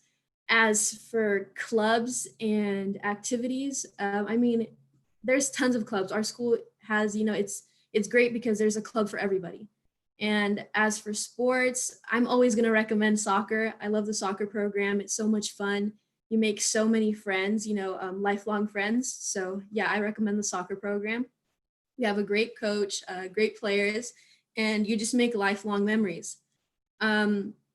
As for my favorite event, I would say homecoming my sophomore year, because I ran for royalty with my best friend, and it was just a lot of fun. So yeah. Great, thank you. All right, I hope Mr. Gregorio is ready to go. We would love to know who's won some prizes. We're going to interrupt. Is he with us? Is he watching? I'm right here. Oh, excellent. So who's won some prizes for us? And can you show us what they've won? Show us what they've won, Mr. Gregorio. Well, first of all, before we get started, I want to say hi to Krista and Stephanie. They grew up with my daughter and they're good friends. So, hey, Krista. Hi, Stephanie. Oh, they're there. All right. So next one, we got lanyards. You can see the picture in there. Lanyards. We got some keychains. I'm lucky enough. I got Mr. Dodge here. He's got some bags up. We're gonna give away. So here we go. First round. Ring. Here we go. First one is Edith Rincon Renteria, 10th grade. Edith, email me. Email Mr. Ricky Maldonado right now. Okay. Next one up, we have another Edith. Edith Rodriguez Bermudez, 10th grade. Edith Rodriguez Bermudez. All righty, here we go. 5 minutes. Number 3 of the first round. Valerie Maldonado, 11th grade. Valerie Maldonado. Maldonado, you're Maldonado. He's excited. Too excited. All right, here we go. 12th grade, Eric Diaz. Eric Diaz, 12th grade. There we go. That was round one. Here's round 2. We got 2 rounds. Wow. Fast and furious here. So we got second round. These winners get t-shirts. Look at that. Quality stuff. Here we go. Look at the black one now. Look at that big W. Ooh. Awesome. And we got more bags over here to give away. More bags. More Dodge. He's got the stuff, I'll tell you. Got some good stuff. Here we go. Number 1. 9th grade, Destiny Lomelli. Destiny Lomelli. 9th grade. Next one up. Another 9th grader, Daniel Jimenez. 9th grade, Daniel Jimenez. Here we go.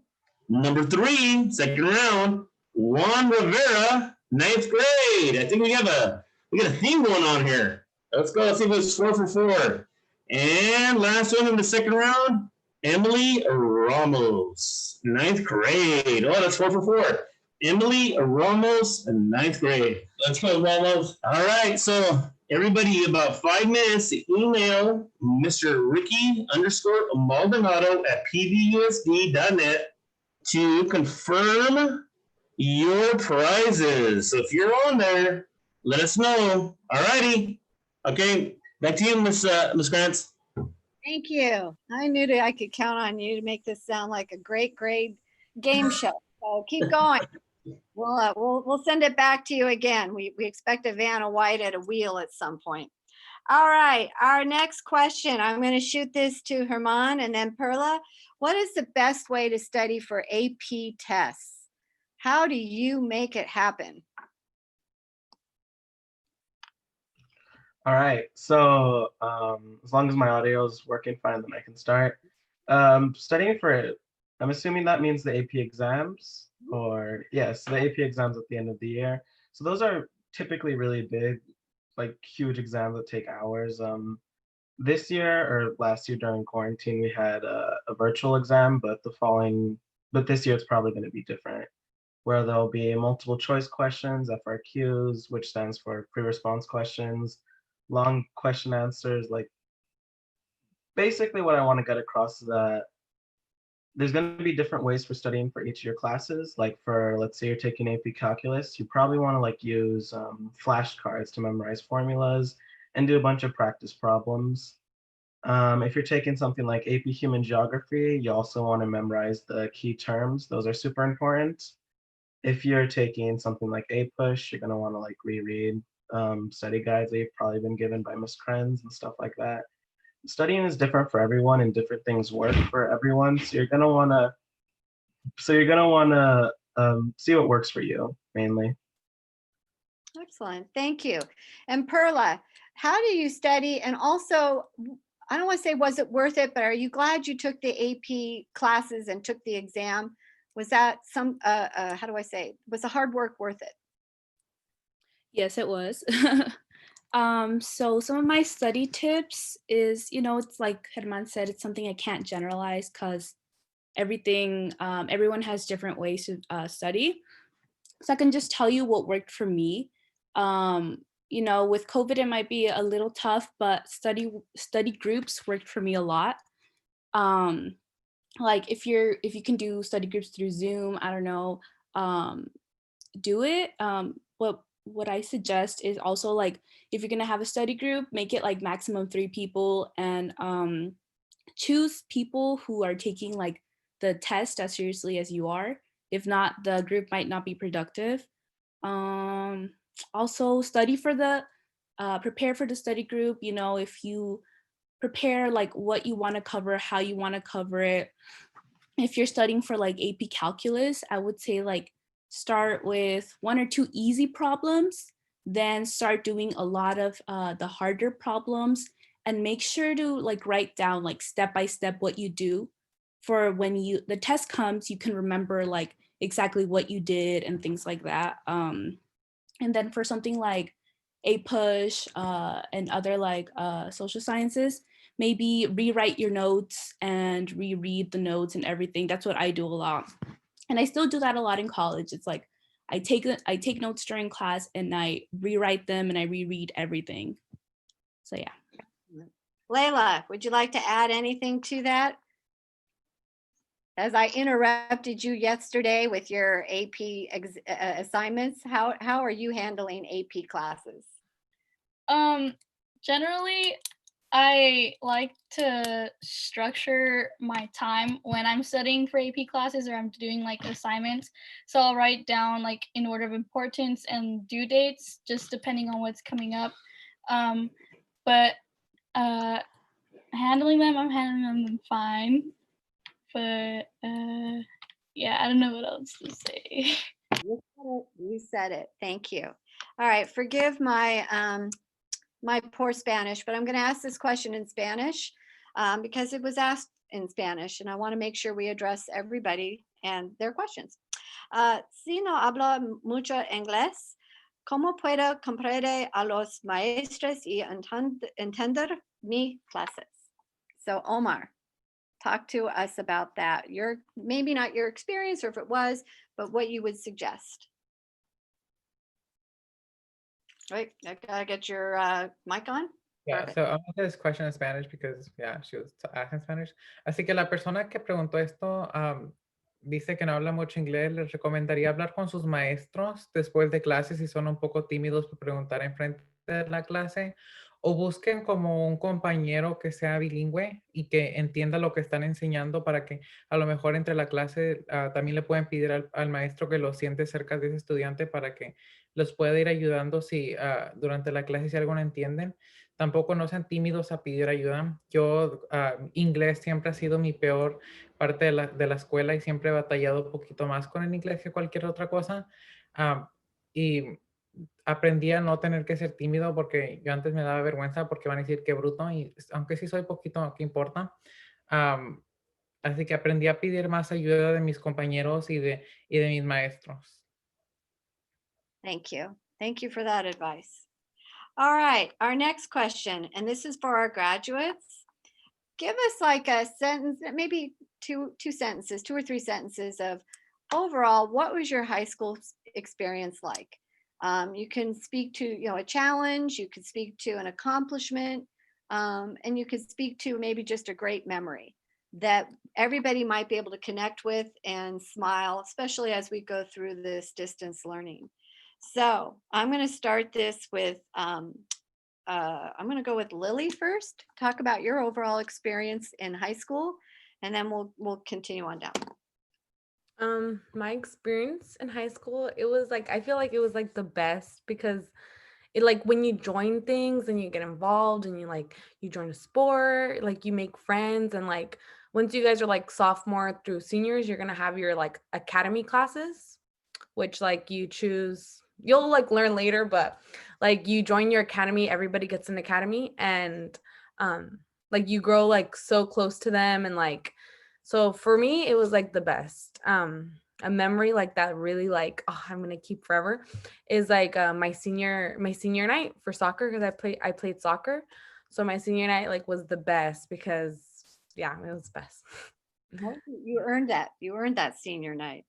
All right, Jose, talk to me about your overall experience in high school, some great accomplishment that you have a great memory of, or anything else you might want to share. High school for me was very fun. It was very busy. Having work, going to school, playing football. I played football 4 years. Football was, I would say, was the most memorable experience for me. Having my football friends that I still talk to even to today, hang out with them and do all that, and making those memories that will last forever in my life. Very, Thank you. Perfect. All right. Our next question, I'm going to go on to this one. This is an interesting one. This is asked by a 12th grader. When applying to colleges, do we have to pay, and how much? And how do I get help in applying to colleges? I'm going to shoot that one to Omar and then to Stephanie. So Omar. Yeah, so for me, I applied to both private universities and public universities.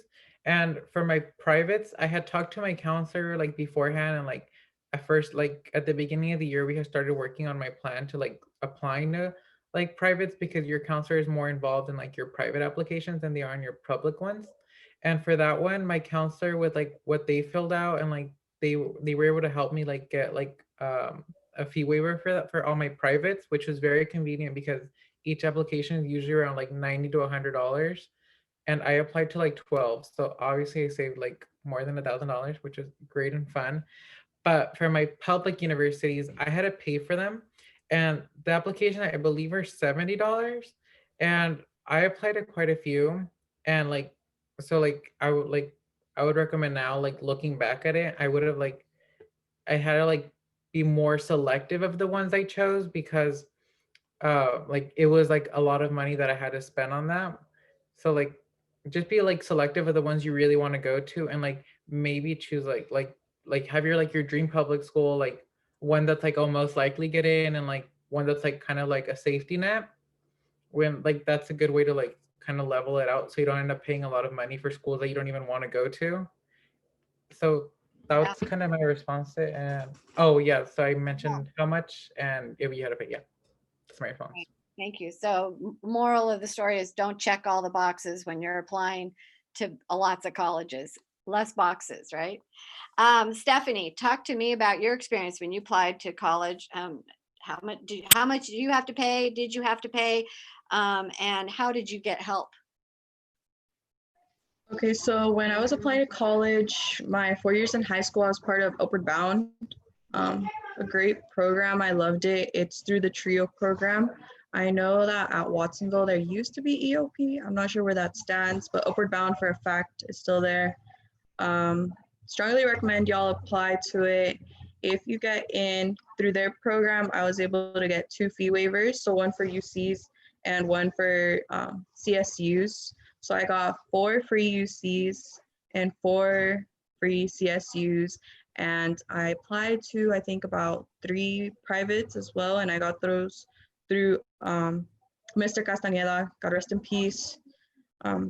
But I don't think I paid for any application except for maybe one, because, and it was actually San Francisco State.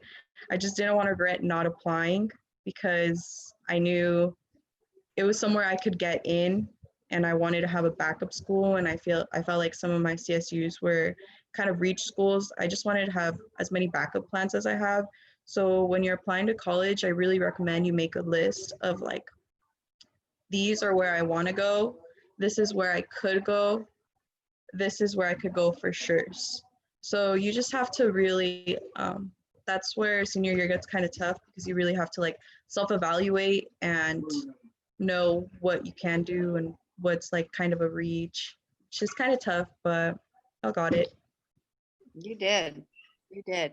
Hey, Denise, you have a good story as a rising senior. How are you helping yourself as you go through the college application process? I would just say managing your time, maybe getting a piece of paper, a planner, and write down dates when you want to be done with, let's say, applications or scholarships. I recommend applying to as many scholarships possible, just because, and there's scholarships for everything. Some of them are really easy, some of them are really hard to get, but I just recommend taking your time, applying to as many scholarships as possible, making a list, as some of the students have said, a realistic list, like, okay, I can definitely get into here. This is my dream school, and these are some maybe schools. And just being really cautious of how much money you're spending and where it is you want to go. EOP, I'm part of EOP. It's a great program when it comes to fee waivers and just being advised. Their current, they have Watsonville High School graduates there who go to Cabrillo or just anywhere, and they're there to help you. They'll help you with fee waivers, applications, anything.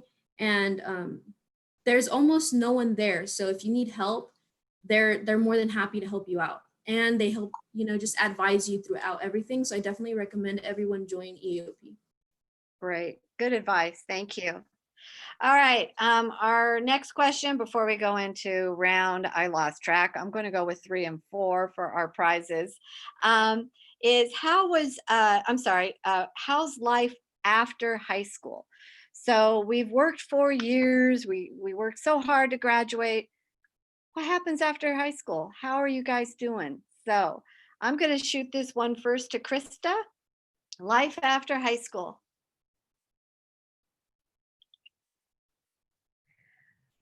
It's very different. It's very different. And life at any point, there's ups and downs. I would definitely say you grow a lot more independent after high school. You, I think, get to know yourself a bit better. I feel like at least for me in high school, I took all my classes with my friends. I was always with my friends. I don't know, I felt like you can be a bit more in control in high school at some points, but in college, you're a bit more independent. Your own classes, you're focused on your major, you're focused on other things, more focused on yourself. And can you guys hear me? Yeah, every now and then we get that. I've had connection issues. Yeah, I would just say but I feel like I've gotten to know myself a lot better just focusing. Excellent. Ruben, talk to us about life after high school. And let me preface this. I know you were really busy in high school. Sounds like you're equally as busy in college, but how's life going after high school? Yeah, I've learned that I like to stay busy. Like Krista says, I do think I was more in control in high school. Like, I think it's just easier to manage your everything in high school. Than being in college now, it's just like you're getting closer to being more and more of a workforce adult. So like you're still technically needing to work if you need to like help pay or something. So like I have to manage a job with these classes that I'm taking, plus every extracurricular that I'm still trying to do in order to build up my application. Luckily, I don't have to worry about going into the workforce immediately right after college. I'm still planning on going to more school. Well, hopefully medical school one day. But then there's people, my friends already looking for jobs after college. So it's like, you're getting more and more close to being like a full-on adult, no more school. You're actually out there having to work. So it's like, there's stress on top of stress on top of stress. But I feel like I thrive in stress. Hence why I'm doing the absolute most that I can.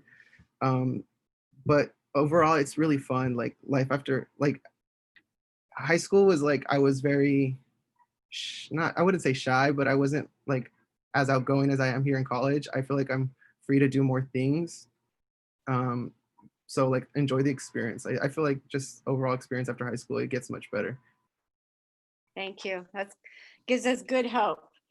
And last, I'd like to ask Perla, and I'm going to actually specifically ask, you made a big change recently. I think you went into college with one idea and now you're kind of in a different place. So give us how that turned out and why. Okay, I was admitted to UCLA as a business economics major. And during my first year, I took mainly like the general education classes. So I didn't take a lot of like core major classes, I guess. That's because I wasn't really sure if that's exactly what I wanted to do. So I started exploring, I started going to like banking workshops and things like that. And I just realized that it was really boring. Like I didn't see myself doing that. And at the same time, I was taking a sustainability class. And that's something I really, really enjoyed. And so like halfway through my first year, I decided I don't want to do business economics. I want to change my major. I like sustainability. I feel really passionate about it. So I started looking into a lot of different majors, and it was in between like environmental science or civil and environmental engineering. And I was like, okay, you know what, go big or go home. So I looked into the change of major process, and it was really tough for me, at least, because I went from like taking like non-STEM heavy classes to my second year, which was this past year, taking STEM heavy classes. And it was really tough. But like other people said, you look out for help, and you collaborate with your peers, you find people that you like to work with. And although it was like really tough, I applied this year and I got in, thankfully. So yeah, like Ruben, Krista said, it's really like finding out what you like, what you're passionate about. And if you don't know why you're studying or why you're doing what you're doing, then you might want to look somewhere else. Right. Thank you. Before we go to prizes, I want to just ask a couple quick questions to our first generation bound college students. What were the major obstacles as a first gen student coming from a predominantly Latinx, Latine community when you entered college? So I want to point to Jose, and then I'll go to Stephanie, and yeah, go ahead, Jose. Are you a first? Yeah, I'm a first gen. So I guess for me, it was kind of different just because no one was really there to like, I guess family wise to like really help me out with like applying to college, filling out my financial aid and all that. So it was very, for me, eye-opening to like where you have to see like how you like manage your time and like how you are with yourself. Because at the end of the day, once you do go to college or once you get out of college, you're your own person. So I was really like trying really hard to just be my own person, try to like do things on my own. So I know it's kind of hard coming from like a Latinx community where like a lot of people probably don't know much about like how to like the process for like applying for all this stuff. But I would say just if you don't know anything, just ask for help, and if not, just try to like learn yourself.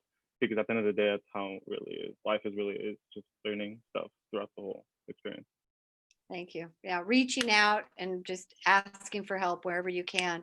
And Stephanie, can you add to that as well? Yeah, so for me, something I really struggled with being first gen, and like, you know, I grew up in shoot, I don't know if y'all could see me. My computer's buffering a bit. Okay, being a girl too, it's really tough because my family was really scared of me leaving far away. So that was also one of the reasons that I was pushing to leave further, just to kind of like, I have younger cousins and I have a younger sister. So I really had to break that barrier for them and for myself. So it was tough applying to college, like the application process. But for me, it was struggling more with like our cultural barriers of, oh, you're really gonna leave us like the whole school year, like you're gonna live somewhere else, like how frequently are you going to visit? And Davis isn't that far, it's about 3-hour drive. But for me, like I grew up really close to my family, so leaving was really difficult. I got really homesick. But I think the longer you're in college and where you end up where you're supposed to go. And I think it's scary, like figuring that out. But once you do, it's great. And wherever you end up, you create your own community there. And I think like my family, at least, like they see that, they really feel it. Versus like me, my freshman year, me going into my first year, they see the community I built for myself over there. And I mean, that's all I encourage y'all to do, like go where you want to go. If your parents are pushing you to go, I know I was pushed to go to UC Santa Cruz versus UC Davis because it's right here, but don't let that really be a factor, because ultimately, like, you're the one that's going to go there for X amount of years. And if you don't like where you're going, then it's, I mean, is it really worth it? Thank you. That's inspirational. And I will always remember when you were questioning whether you should go to UC Davis. And the fact that you said you go where you're supposed to go, that's where you were supposed to go. And boy, every time you visited, you have shined about your school and all the things that you're doing. I couldn't be more inspired by your story. All right, Mr. Gregorio, we are ready for round 3 and 4 for your prizes. What do we have behind the curtain, Mr. Gregorio? All right, hold on. Let me get my crew set here. Yeah, look at this. Look at the quality stuff. Yeah, I'll tell you what, if you're not in this, you're missing out. It's amazing. Amazing. Look at that. Look at that. Look at that. You see that? That was like 3D right there. It's called 3D. Something when I was in high school was a big deal. Okay. Here we go, like Sharknado. Great movie, by the way, if you haven't seen it. Here we go. Here we go. Starting up number 1 on the list of the second round. Number 1 on the list of the second round is Jamie Rangel. Jamie Rangel, 9th grade. Ooh, 9th grade is coming on strong today. 9th grade. Jamie Rangel. All right, number 2 in the second round. Kiana Cabrera, 9th grade. Kiana Cabrera, 9th grade. Again, hats. Again, hats. There we go. Number 3 in the third round. Azucena Nieto. Azucena Nieto, 12th grade. Azucena Nieto, 12th grade. Here we go. And last one in the third round. Last one. Bella Yumaki Martinez. Bella Yumaki Martinez, 9th grade. That's coming strong today. Wow, pretty good. But that was the third round. Here we go. Last round. There's only 2 in the last round, though. And we got 2 gift cards right here. 2 great gift cards. These are biggies here. Look at that. Amazon. Is that iTunes? Is it Apple, iTunes, or movie theater tickets? Whenever those open again. Yeah, when that opens. Yeah. I don't know what those look like anymore. All right, here we go. And a hoodie. Oh, and a hoodie. Oh, and a hoodie. I'm sorry, 3. So hold on, let me run my spinning wheel here, and I'll find the 3rd one. Okay, here we go. Perfect. All right, here we go. First one up. 10th grade, Kehlani Trout Lacey. Kehlani Trout Lacey of the 4th round. Here we go. Next one up. Caesar Rivera, 12th grade. Caesar Rivera, 12th grade. And here we go. Last one. Itzel Hernandez, 12th grade. Itzel Hernandez, 12th grade. All right, everybody. That's it for prizes. I am so happy to see everybody, or at least see that you guys are, engaging here on a virtual setup here. So pumped up. It's last shout out from Mr. Maldonado. Have a great year, guys. Mr. Dodge. Go Cats. Go Cats. Hey, always remember, once a Wildcat, always a Wildcat. All right, I think they're having way too much fun with the prize committee thing. We're gonna have to talk to them later. All right, we have another great question from an 11th grader. My question is, what were some of the obstacles you had to go through? Antonia, can you speak to this? Some obstacles that you have been persistent and made it through. Yeah, most definitely. There were times where I felt very unmotivated to do my schoolwork, and I'm pretty sure it was just because of all the stress that was happening both at school and in my personal life. But what I learned from that was that I needed to be able to take breaks. So I would recommend just trying to breathe for a few minutes and to calm yourself down. And then whenever you're doing work, to always make sure that the area that you're working in is clean and tidy, because I noticed that I can never do work in an area that isn't at least somewhat clean. And then another obstacle of mine was procrastination, and that's something that I still struggle with, but I learned that planners help a lot, so make sure to write down important dates and when things are due. And I always like writing to-do lists. I do the things that are most important, and then I write down things that I don't really have to do as sooner than later. But always just write down lists and make sure you have your priorities in check. And another thing is that I noticed that it was mostly my freshman year, and I'm not pretty sure if it was because of the big adjustment, but there were times where my mental health began to take a toll. And I noticed that just being able to talk about it with others helps a lot, and being able to realize that what you're feeling is 100% valid and it is okay, and you're not alone. So just being able to realize that there are many resources available to help you.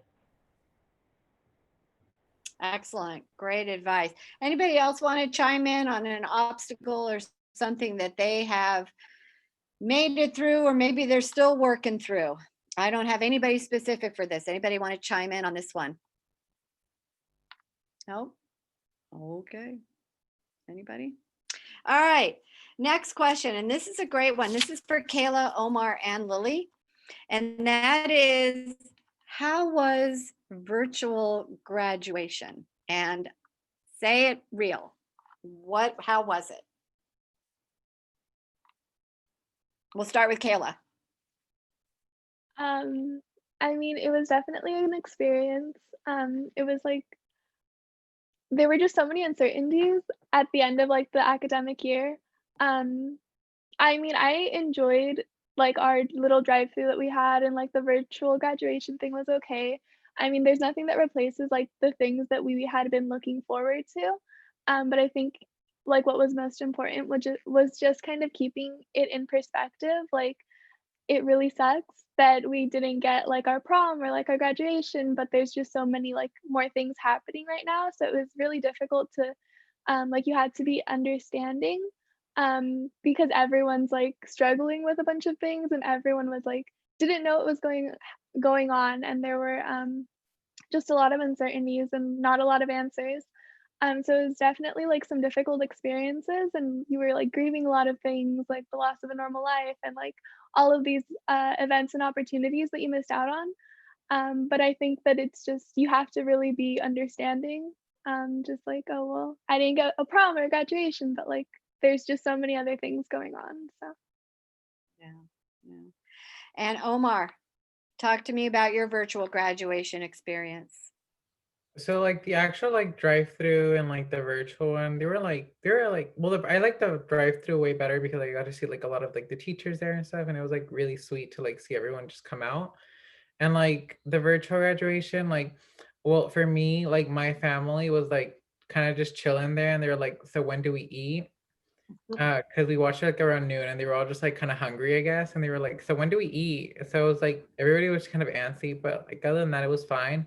But like before that, like for me, it was really hard, like to accept the virtual graduation. Like I cried for like a week straight. Like I cried at Miss Grant's, I cried at the meeting, I cried at like everything because I'm first gen, and like I was gonna be the first person in my family, like probably the only one to like actually graduate from high school. So like I was just kind of like looking very forward to like the walking and like the taking pictures with my parents and stuff. So like it was just very hard to like assimilate for me. But like at the end of the day, like I had to like look at the like, situation. Like I just had to understand it. Yeah, I think I cried harder than you. I know for a fact I did, but I hear you. Lily, talk to us about your virtual graduation experience and how can we prepare let's just say this, the possibility, the very hopefully slight possibility that we may have to do it again. Talk to us about the virtual graduation. So for me, I was so sad. Like I was like, no, like it'll still happen. It'll still happen. But like even like Kayla and Omar, they were like, no, like it's not gonna happen, Lily. Like it's okay. So for me, it was like super hard. I was like, really, dude, like I had been waiting for this, like, walking down and everything. But honestly, like I liked it. I didn't think it was like it took away anything from me. Like I was like very satisfied with the graduation because I don't know if you guys heard of like the adopt a senior thing. Like I just thought that was super like personal, and like people who didn't even know you like got you something, and I'm like, damn, like that's so sweet. Like, people just got you something and they didn't even know you. So like we like my family like also like passed down and like got other like graduates we didn't really know. So yeah, and then the virtual graduation, I feel like it was like, yeah, like we couldn't walk down, but I was really glad I could see like um everybody's face like on the computer and everything. Like me and Miss Grants were talking about it. Or like, oh, like when they call out a name and you're just like, oh, like who's that? Like at a regular graduation, but like this time like you can see the name and the face. So that was really, really cool. But yeah, I really enjoyed it. Thank you. That makes me feel a little better. And you're right, it was nice to see the face, the name, and maybe an accomplishment across the virtual screen. So it was good. And it was sad that we couldn't have all our families together and celebrate. All right, I'm going to finish this off with one last question for everybody. And I'm going to start with our current leaders right now. What's the one piece of advice you would give to a freshman, sophomore, junior, senior?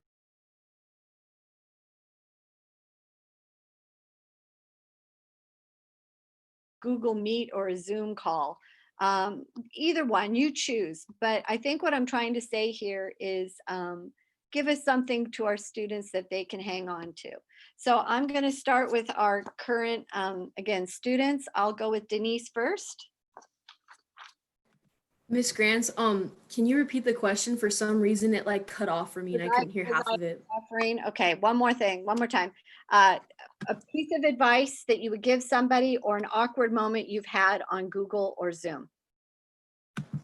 Okay, so I'll go with a piece of advice. A piece of advice, I guess I'd project this towards freshmen, is to try your best since the beginning of high school. I feel like it's like a common idea that your freshman year doesn't essentially matter when it comes to like application process and all that other stuff. I would say to always strive for the best grade you can and to not just just kind of wing it your entire freshman year. I think that you should always give 100% on everything you do. So that's the advice I'd give freshmen, is to always try your best and go for the best grade you can get. Thank you. Good advice. Angelina, one piece of advice or an awkward, funny moment? Can I do both of them? Yeah, go for it. Okay, so one piece of advice is I would say to like, don't be afraid to ask help, like ask for help, like if you need to ask. Also, make sure you're muted, because one time I was on Zoom and my cousins came over and were asking me what I was doing and stuff, and like everyone heard what I was saying to them and stuff, and it was just embarrassing. I was on that Zoom. I didn't think it was embarrassing, but I hear you. It happens to all of us. Yeah. Thank you for sharing. All right, Devin, a piece of advice or that awkward, funny moment that you're laughing at now. Maybe you didn't then, but you are now. So one piece of advice that I would give to anyone actually is like, don't procrastinate, because I know I have problems doing that. I wait till like the last possible moment to do things. And also to like find a balance between your like academic life and your like having fun, because I know that you should enjoy high school but not let it interfere with your grades, because I know I didn't have a great balance sophomore year and my grades were affected on that a lot. And an awkward moment would be, I didn't know that I was unmuted and I was talking to my sister, and like also my dogs like got out when I was let them out in the back, and so I had to like go and get them, and it was really loud too, so I wasn't near my computer either. So Oops. All right, terrific. Antonia, please, a piece of advice or an awkward moment, one or both. I guess my advice is more directed towards the freshmen, but I would just say to live in the moment, because I still remember when I was a baby freshman and, everybody tells you high school goes by very quickly. And I was like, no, like there's no way, but I'm already a junior and I still remember the first day of freshman year. So it's pretty insane. So I would just say live in the moment, enjoy everything while it lasts. And an awkward moment happened in actually last year, my math class, or it was on a Google Meet and I was on my phone and I didn't realize that you had to actually push the mic off and the camera off. So they were seeing me the whole time and I was in my pajamas looking like a mess. And yeah, I didn't realize it till after. And you're still here. You survived. Excellent. And Layla, piece of advice or an awkward moment? A piece of advice, it's something that I've always heard and something that I always stick to, and it's always just like persevere, like always push through your challenges and obstacles, like no matter what, you're gonna hit like a bump in the road, and that's not to stop you, it's to make you stronger and to like become a better person and just grow. So even like during these times, we're gonna hit bumps during school time, like there's gonna be those weeks and days where we're not gonna be really motivated, but you're going to have to push through and persevere to get your work done. Why? Because, like maybe you want a better future, you want to graduate. So that's just my piece of advice. Good advice. Thank you. And Herman, piece of advice or an awkward moment or both? Go to bed early and drink lots of water. Good, healthy advice. Thank you for sharing that. That was amazing. All right, for my recent graduates, I would love for you to answer this question. The one piece of advice you would give in the distance learning format. You were actually high school students for 3 months during the distance format. What would be one piece of advice you would give to us now and how to survive distance learning? So I'll start with Kayla. I think a really big thing is that like the whole transition to like distance learning is that there's going to be days where you're really unmotivated and like you don't feel like doing any classwork and you're just going to be feeling really down. And I feel like those days you kind of just have to accept it, like, oh, like I'm feeling really terrible right now. And kind of just do like some self-care things, like, oh, like I like this movie, so I'll watch this movie. Like just kind of accepting that some days you're not going to feel like willing to do anything, and like you can't do that every day, of course, but like that one day, like once a week, like maybe take some time to yourself. but then like figure out like what works for you best. Like when are you most like, I know I'm most like motivated and ready to do things like in the morning. So I try to get like as much as I can done like in the morning, and don't do any work in bed. You're not gonna get anything done in bed like ever. So always like whether like I'm sitting on the floor right now, like leaning on my bed. So like even if it's just like, oh, I'm gonna make my bed and move to the floor, like whatever you can do, like where you know you're gonna be most productive, just kind of hone in on that. Because like your study habits and your like productivity, it's gonna be a lot different than your friends. So like you have to figure it out for yourself and then just kind of stick to that. But don't be hard on yourself because these are like really difficult times. So accept that you're gonna have bad days and then just kind of work with whatever you feel comfortable with. Thank you for those pieces of advice. I mean, self-care, give yourself a break, and clean your room and get out of bed. Those sound like good pieces of well thought out advice. Omar, how did you make it through distance learning? And what's that piece of advice you would tell everybody? So for me at first, like my Wi-Fi was like down, so I was literally out of school for like 2 weeks. And that really kind of set me off because like I just got really comfortable being in like a break, because I was like off 2 weeks and it was like spring break. So I got a really like nice little vacation and it kind of really set me off. So I just kind of learned to like make myself a routine. Like I kind of like went to school. Like I kind of like had that mindset that I was still going to school. So like I would get up, I would like make myself breakfast. I would get dressed. Like I would like get on like fully dressed. Like if I was about to like see people, and like I would get ready and like that would just kind of help me get in the mindset that it was like time to be productive and that it was my work day. And like also just kind of having like a space where I'm like, this is like my productivity space, like my desk, and like over there is like my relaxing space. And it was just kind of like setting hours of limitations, like where I knew like, okay, so like I'm gonna work from here to here and then the rest of my day, like my day.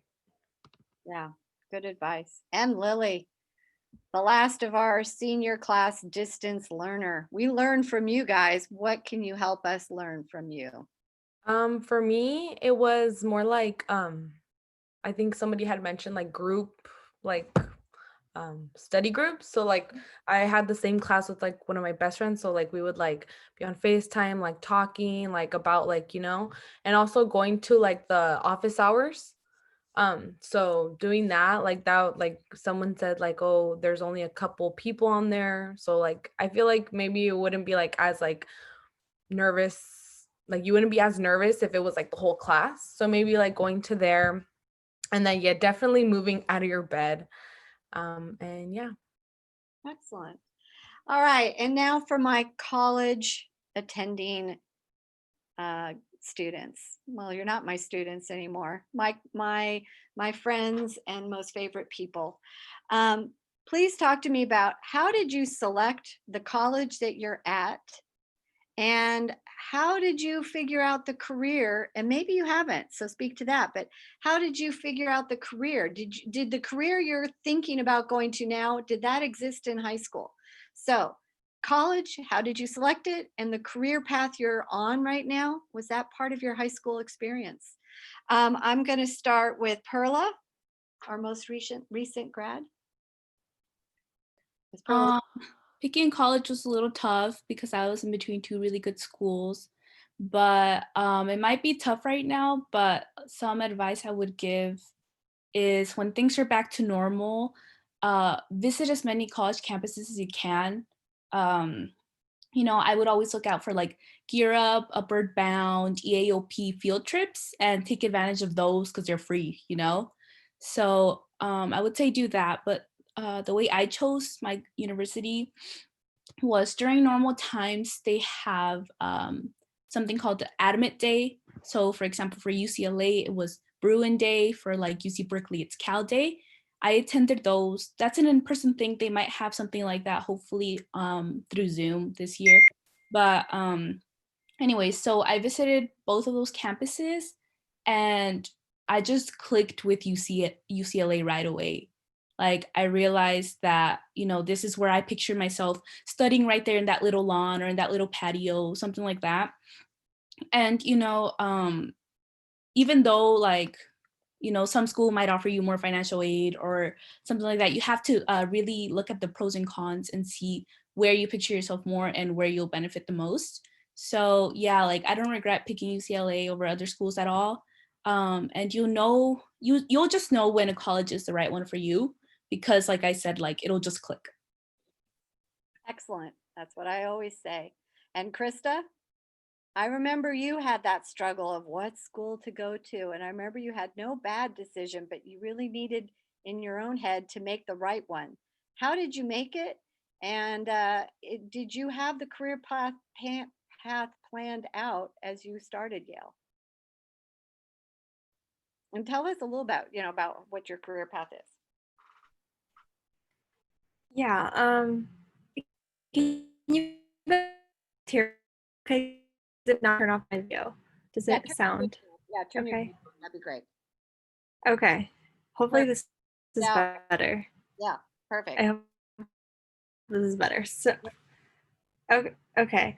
Yeah. So it was also a very difficult decision for me. I'm a very risk averse person, so I think I applied to like 16 or 17 schools just in case I didn't get in somewhere. But it was a difficult decision for me. But I think for me, it was really about like a gut instinct and also about the whole kind of career planning thing. I knew I was in mock trial in high school and I always had this kind of vision of myself going to law school. And so I knew that that was something that I most likely wanted to pursue. I tried to keep my options still open, but it was just kind of what felt like the right path for me. And so I knew that Yale had a really great they had really great social sciences, and they also have of, even though, I was going for undergrad, it felt like the right thing for me to do. Is also kind of a gut instinct thing. I at the very last day of college decisions, I really just kind of went on a whim and signed the paper when nobody was expecting it, and and that was my decision. I made it for myself. So, but yeah, so I always kind of had that picture of myself going to law school, and that's still the path that I'm on right now. So, yeah, so hopefully next year I'll be applying to law school. Excellent. And we're expecting great things. No pressure. All right, Ruben, how did you decide the school you made that choice? And has your career path changed? Is this what you're set out to do from high school to now?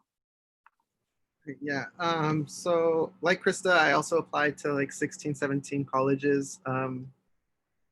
I have always wanted to become a doctor, probably since even before middle school, and it just has always stuck with me. So about my junior year, I think in Health Academy, I went to one of the Health Academy teachers and actually started researching some colleges that have like good medical programs. When I got into college, I was looking at UCLA, San Diego State, UC San Diego, and UC Berkeley. And I was narrowed that down to UCLA and UC Berkeley because UCLA had a good medical school and they have a major for undergrads that I really wanted to do. But I wanted to go to UCSF Medical School and found out that Berkeley had this joint program with them that you could apply for after your senior year, which would allow you to get your medical degree at University of California, San Francisco, and then go to UC Berkeley School of Public Health and get your master's in public health. And that was something that I've always wanted to do.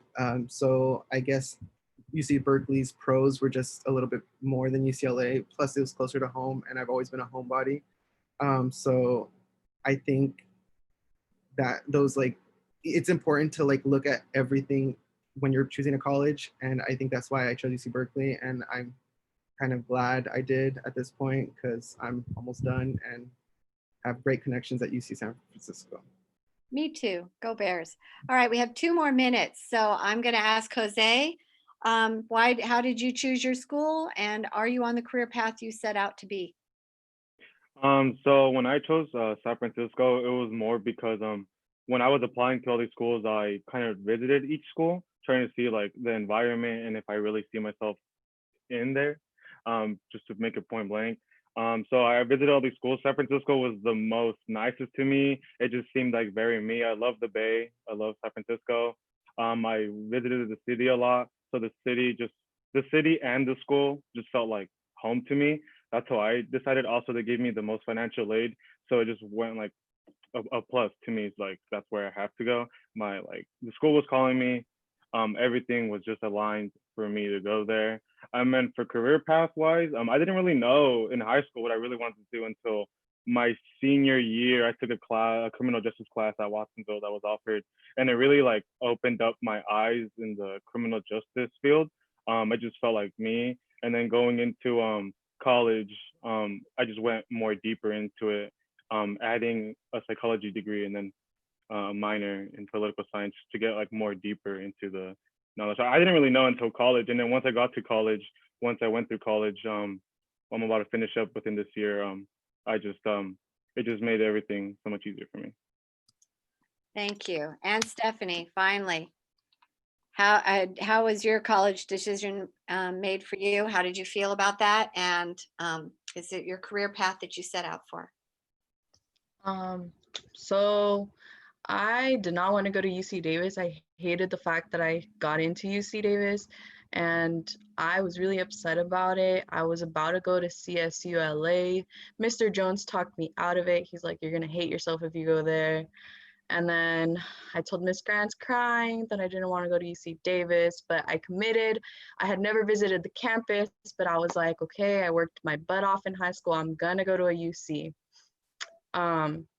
And I got there, orientation day. I hated my life. I was crying. I was calling my friends crying. And my family would be like, "Oh, congrats, like you got into Davis." And I'd be like, "Please do not even tell me like, oh, where I'm going. That's so embarrassing." Like, cows is associated with Davis. We are not just cows, I promise. But then my first week, I loved it. I fell in love. The people were great. Like, it's good vibes. I just feel like my campus gives off such good energy, and it's usually positive energy, and that's something I really appreciated about it. It's a very cute, small college town, which leaving my family for this first time is something I really needed versus like my dream schools, which were in cities or like large towns, I guess. So it just kind of clicked for me after the fact. Sometimes you click beforehand. You just kind of, I don't know if I'm fusing. Yeah, you're. No, was I frozen? Can't tell. Okay, is it working better? I think so. Audio? Yeah. Okay. But like I said, sometimes it clicks afterwards, not necessarily like before you're going. So don't be scared. Just talk about it with the people who you care about and who care about you. They'll help you make the decision. And sometimes it's just, you gotta really trust the process. Trust the process is all I'm gonna say. And career path-wise, I really looked up to my mentors, Mr. Castañeda, Miss Grants. There used to be Blanca that worked in Upward Bound, and I really loved their jobs. I really loved what they did for me and for my friends. And I would just ask them what they majored in, and Blanca and Upward Bound majored in communication. So I was like, I want to be her. So I chose that major. I got to college. I realized I really like psychology too. So I just added that in, and I was like, might as well just do education as a minor while I'm at it. So that's kind of how I got to where I'm at right now. Well, the door is open. I'm ready for you to take over. I want to thank all our panelists here. My heart is full, and I am so inspired by your stories. I have seen all of you in various stages of your life, and I'm just going to be finishing up with our current class students now. But I have to say, thank you. Thank you for being wonderful role models and mentors to our current students here. For those of you who have graduated, please stay in touch with them.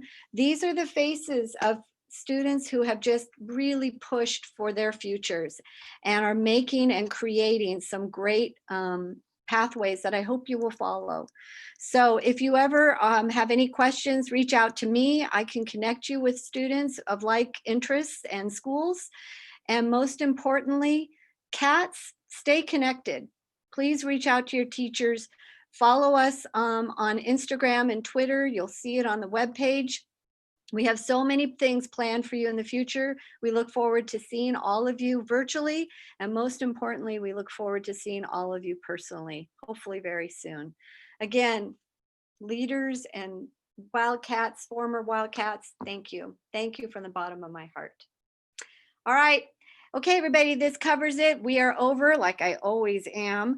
And best of luck to all of you. And we will now send you off for your next event, which I believe you will be now going to, getting my schedule out, lunch. Go to lunch. Have a healthy lunch. Thank you all. Leaders, I'll connect with you in another moment. Thank you.